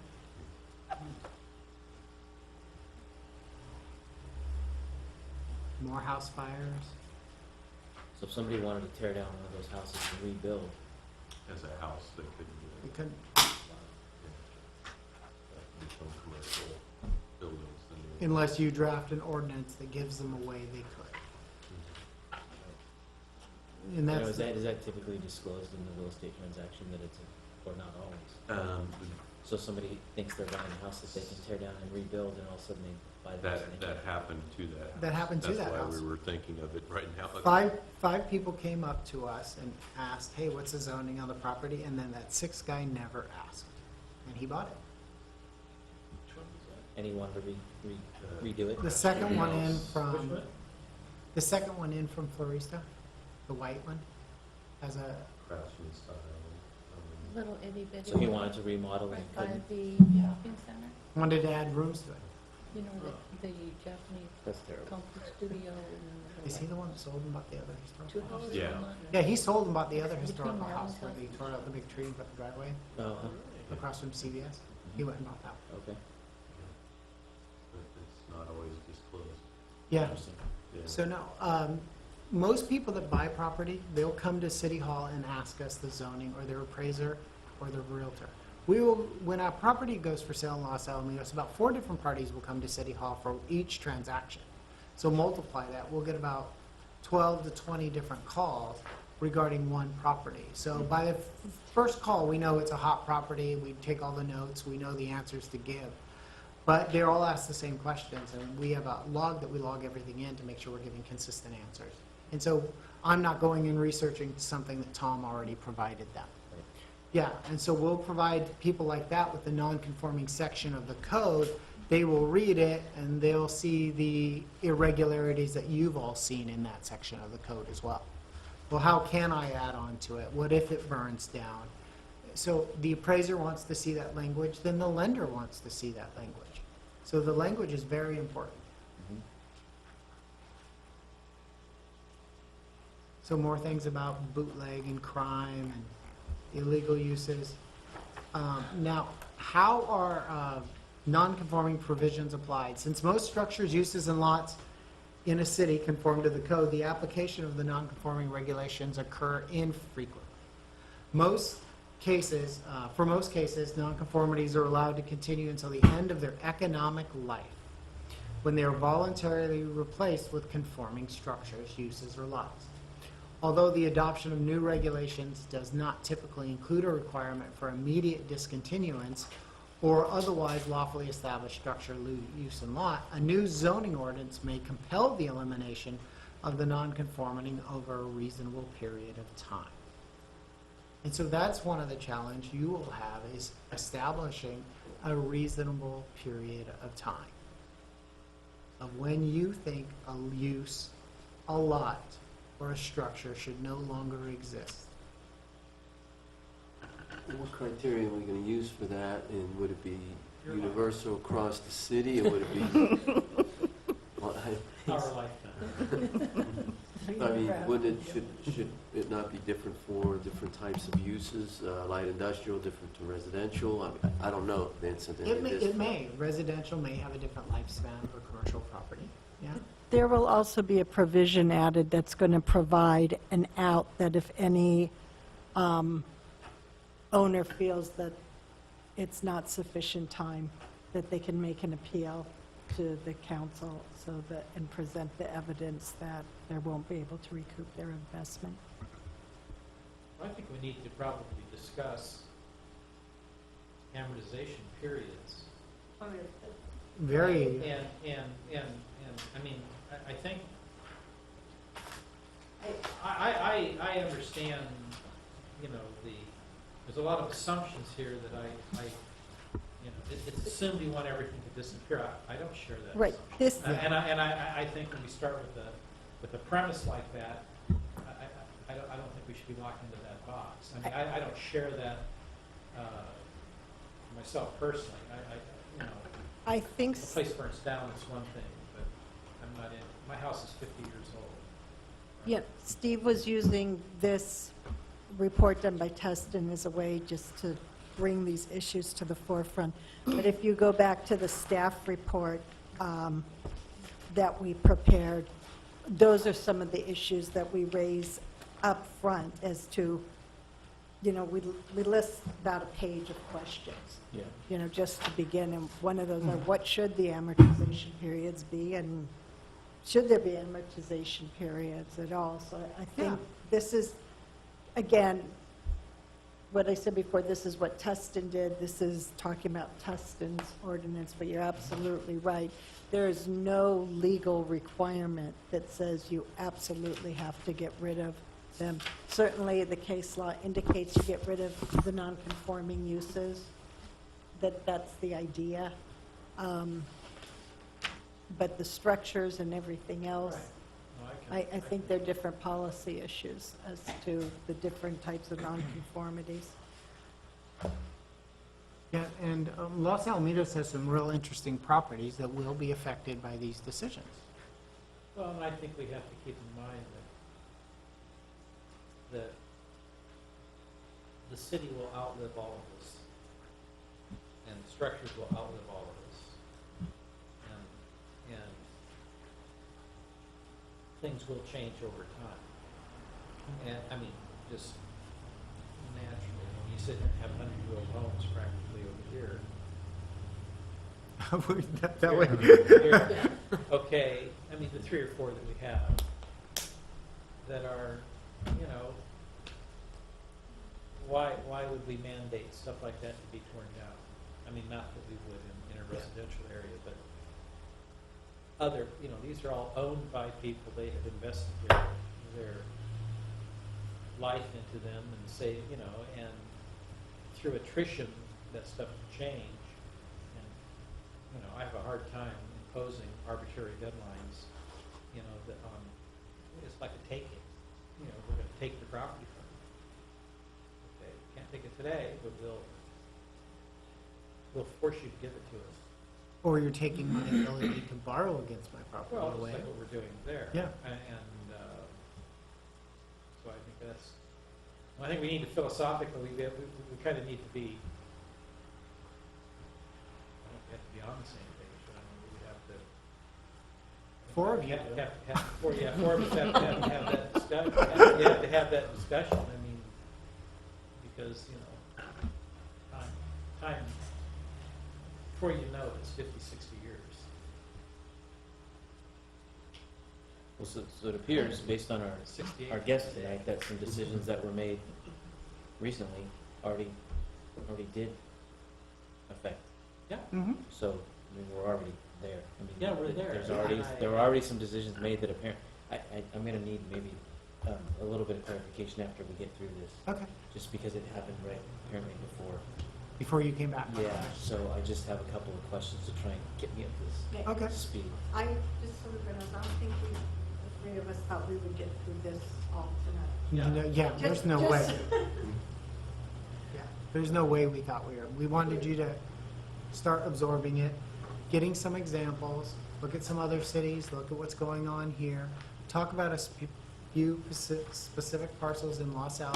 You all drive by every day and may be Another aware. good city we could rip their stuff off from, like what my patio. I looked. But it might not work for your policy. I know, but we'll tweak it. What's I'm just your, saying. what's your policy? I looked, and a lot of cities have problems with the non-conforming ordinances. What kind of problems?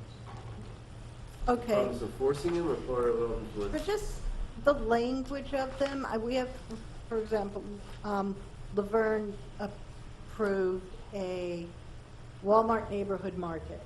In an existing shopping center had been a Stein Mart and a drugstore, I think, at last occupancy. They were going to relocate the few little existing tenants. There was a great difference between the 2 stores. They were going to make it one level, do facade improvements, and put in a new loading dock. Not one additional square foot was going to be added. Technically, it was a non-conforming use.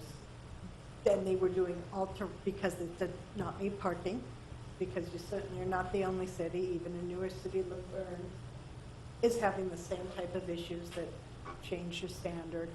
We wound up in a lawsuit that we had approved a alteration and reconstruction, and I think you have the same type of language, to a structure without getting the conditional use permit to allow such change to a non-conforming use. No one in the city of Laverne had ever thought about, if you fix up your facade and you change your loading dock, but you don't add an additional square foot, that really was supposed to trigger a conditional use permit. But technically, it came under the very broad definition of alteration Who to sued? the structure. No one won because no one No, who loved. sued? Who sued? Well, of course, we believe it was Union, because it was a Walmart neighborhood, but it was the market, not a full. So they blown looked for a Walmart. way to sue. Yeah. Right, but Well, there's for always, instance, so like but it brought to light the problems of the code, and when I talked with staff, because I wasn't involved at the front end, I came in after all the approvals, they just looked at me when I said, no, but if you technically read your code, or, you know, not saying you're necessarily wrong, and we certainly didn't concede in the court papers, but there was definitely a question whether we would have been upheld in court. But so all this, I mean, the ordinances are old. I think people take a different look at historic structures now than maybe they did when codes were first, you know, when these codes came out to begin with. But as you go through it, you find some of these problems. And I haven't seen a really great non-conforming use section. Just changing the facade, just upgrading. Just upgrading the way the code was and written, expand. technically. Usually it's just expansion. no Or expansion. intensification, yeah. Yeah. Was not an intensification. There had previously been a market there. A market was allowed in the zone That's bad to see.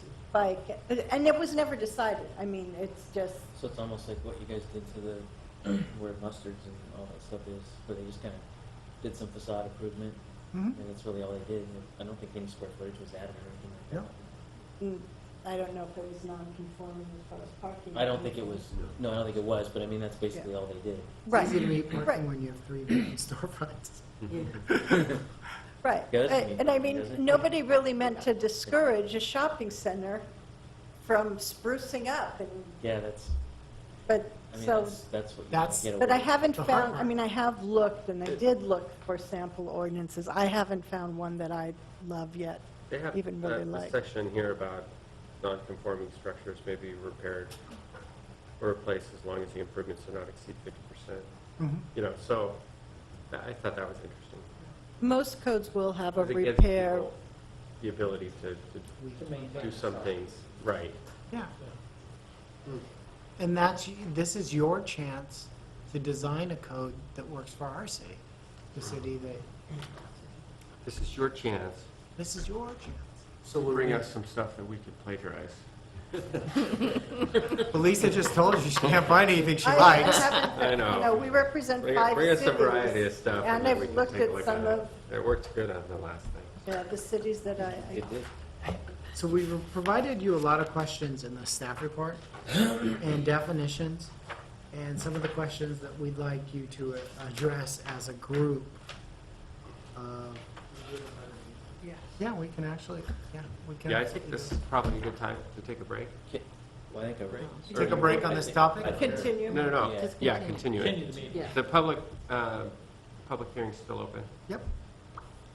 so is everyone I in have, favor of, well, I oh, do we just, need to make a motion for that? Well, Well, I think, you I might. just had a couple of quick questions to try and Sure. Uh-huh. get my head straight on this, because he confused me a little bit when one of his statements.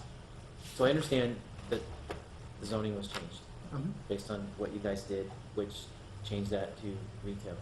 Change it to retail. But that was was that prior to them purchasing the property, correct? Your action was, the planning commission action was complete when he bought.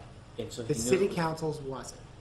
But he, Wait. They knew. The general plan, We the general plan We was had done. spent like 2 years talking about all this Yeah, stuff. they do. He Right. showed up at the 11th hour and said, hey, don't do what you've been talking about doing for the last 2 years because we just bought this property and it's not going to be good for us. And it was kind of like, okay, so that's what I'm trying Yeah. to figure out. They bought the property under the guise that it was office space, or did they actually buy it knowing that it was gonna be retail zone, and that was their plan when they were gonna develop He it? closed escrow and said, oops. Got it. but he had every opportunity to know what was happening there So- because we were very Right, We were transparent. very but, public. but their intention, I guess, is, I'm trying to figure out, their intention was to have it be like an improved office space. Well, his intention was it could be used as office space, so I'm gonna make money no matter what. Oh, So Well, they didn't wanted. we get a they- really good price on it? I It think went from because 22, it went from 23 at one time to 13. Yikes. Wow, probably because of the zoning change coming in. possibly, but. There were well, the multiple market wasn't suitors big for either. that property, Larry, that came to council at different times to try and convince council that housing was the way to go for zoning on this site. Next to a freeway? And it didn't work. So this wasn't, and those are major players in Orange County. The word was out that our council was not going, or our commission were not going to change their mind. And To that change this it was from going to be retail. commercial. That this was going commercial. Right. Okay, because he made a comment that he said something about that we can't use it as office, which I get that, Mhm. because it's been changed to retail. So that Right. part of the statement made sense, but then he says, we can't use it as retail. Is he just saying he can't use it as retail because he doesn't feel that they can get their money back? The structure isn't good for retail. That's the only reason. Structures are. Because he also brought in the amortization. Now he's saying if we change it to 50 years based on his letter, that all of a sudden he's okay with. Well, Then he could use it, he's saying, Well, they'll use it as an office. Then Yeah. if he had 50 years to amortize out the use. And you can use Of it the as office, office. of the office, Right. not, okay, Right. got it. I He thought can he was still- trying to He can amortize. still use it as a, Okay, so he wants the As an office. amortization for the office side of it. Use. He's the talking Today- about, upper floors. yeah. And He right can- now, there isn't any, he correct? can Or is it use- 10 years? Our No code more is so 15% of the ground convoluted floor. on what And he can the use the entire amortization second period floor. is, that every time the issue comes up, the city attorney and I, Carrie and I, Because sit the together, zoning is look commercial. at the code It's and no go, longer, it's- not really it's a sure. Well, you're- It's that's based, the problem. when the building was You issued, just changed it. when the They the can- building permit was issued, Sorry, what it's type of structure it is. starting. Does it have anything to do with when the zone was changed? 6 months. And then there's, I think, and I can't. In his mind, I haven't, it already um, is, because he can't get They land. get at least 2 years' notice that you're going to enforce the change. It's really convoluted. Okay, so that's why it's okay for me to be confused. about It's this. absolutely okay to be confused. And the problem is when you're amortizing based on the type of structure, the type 1 and 2, type 3 and 4, type 5, and I don't think we put that in, but next time we will. Mhm. I got something where I had one of my friends who's a building official explain what all the different types mean. And it just gets, unless you're the building official, as planners, as attorneys, we can't tell you is that a type 1 or a type 2 building. So You'd have to go back into the building permits, pull the permits. when he bought it, was it officially zoned It was not, commercial at that point? No, the general plan was done, but the zoning was not done. So right now, as it stands, he's purchased the property under the guise of office space, let's say. but the general plan was already retailed. Well, I understand that, but that doesn't, that's not the code for, I mean, so which does he adhere to? General The plan general guides plan your or does- zoning. General plan is at the very top. Bylaw zoning is required to be consistent with your general plan. And the bylaws weren't done yet? It was always clear by Or the law. sorry. Well, that's what- By state law, by the government code, requires that your zoning be consistent with your general plan designation. It Right. was always stated that as soon as we knew what the decision was going to be on the general plan, then we would process the parallel zone changes, which we've done, right? That's Yes. what we've been doing. That Yeah. one's done. So the fact that the general plan was done, you're stating that that was basically purchased under You should have known. commercial. Well, it was commercial at that time that he bought it. So he has no, so as far as amortization, is there any, the way it stands right now for his office space, is it 10 years or is there 0? Does he have to build retail? That's what we're. So that's what's not clear. Yeah. Right. That's That's what we're here. clear. That's what we're here to That's discuss, what what we're we. doing. Okay, okay. I'm up to speed now, then I get it. Not beleaguering it too long.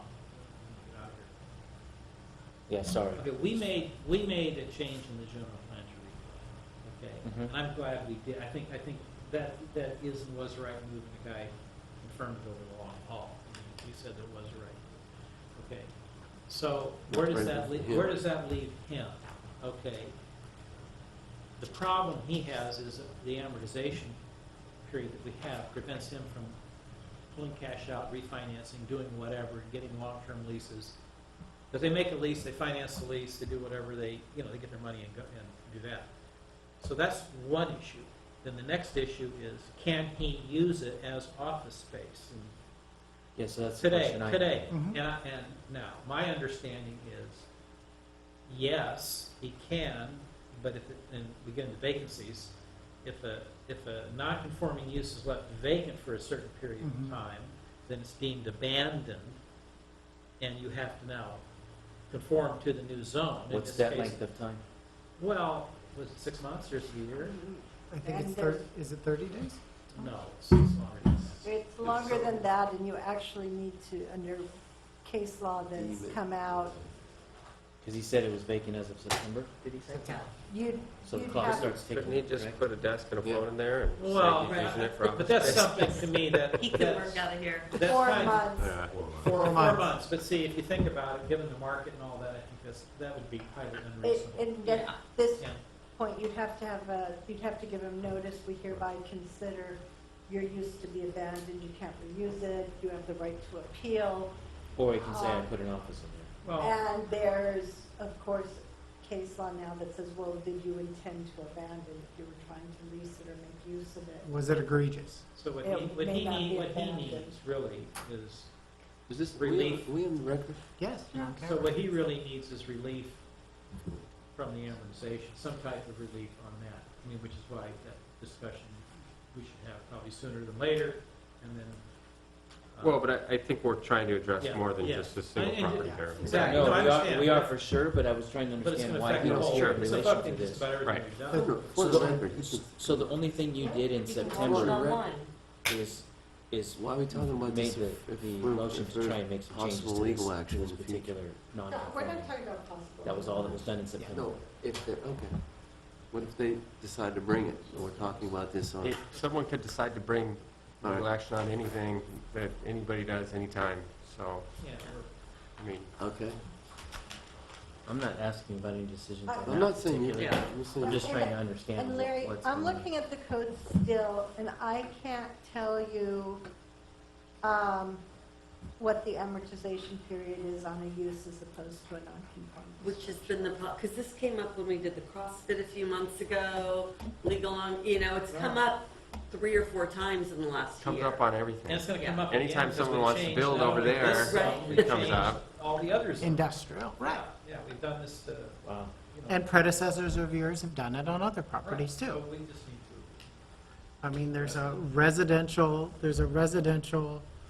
unit on Catella that is operating as a residential unit, but it's in the middle commercial and has probably been that way for 25 years.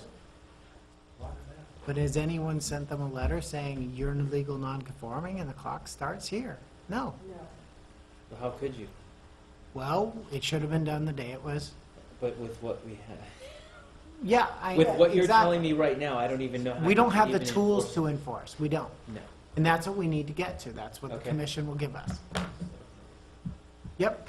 So, So before we suggest continuing this, can we talk about the holidays? And then you know when to continue this too. that's exactly what I was gonna Okay, good. So the next item on the agenda, we'll go back to that item, but the next item is, we have two, everyone, yeah, get your phones out. We have 2 holidays coming up, and we have, because you are on the 4th Wednesday of the month now, you're going to hit very close to 2 of them. So while I think you would like to be here on the night before Thanksgiving, I'm not sure you would all agree with that. Steve would like you to be. I'll probably be out of town. Oh, I I'm see. going that way. Well, that pretty much goes. I'm probably fine with it. How mu- Can we do it earlier in the month of just How would November? the 18th be? Could we notice the marijuana? Yes, we have time to notice the marijuana for the 18th. That's fine with me. Can you guys make the 18th? Special meeting? I can make the, What day of the week? One, It's a Wednesday, Wednesday? previous Wednesday. Before Thanksgiving. Yeah. Yeah. Yeah. No, it's a The week week and a before. half before Thanksgiving. It's a week and a day before Thanksgiving. Yeah. Okay. I don't count. 18th, any other? Do we at least have 4 or 5? I'll figure out a way to make it work. Okay. Okay, so the next meeting will be the 18th, and what about Christmas? We could We have a leave meeting that on Christmas. up a little. April's the 23rd. We could change Christmas Day. What day would you like it? 27th, 28th? Change Christmas, yeah. So do you want to do it a week before that, which would be the 16th? I could do either. That works. I think I can That's do either fine. too, because Okay. I'm gonna be around. You can check on the room? Make Yeah. sure we got the room? Yeah. Okay, with that, then, So the the- 16th on So December? the 18th and the 16th. then the, 16th's probably better. then the chair will entertain a motion to continue the public hearing for the non-conforming use to that date specific, I'll make a To motion. the 18th? 18th of November. I'll make that motion. Second by Have a Art motion DeBolt. and a second. All in favor? Aye. Aye. There we go. Opposed? Aye. None? Motion carried. Do we need to make a motion or anything about changing these dates, or does that, we just agree on that and we're good? No, Dawn, are you okay with it that way? I'm fine. Okay. All right. Items from the Community Development Director. Nothing to report, except for I really was- appreciate you getting through those two issues, and you also have the holiday dinner flyer, so you can save the date for the holiday dinner this I'm year. out of town. All right, Commissioner reports, none? Anybody? No? Meeting adjourned. Thank you. See you. You guys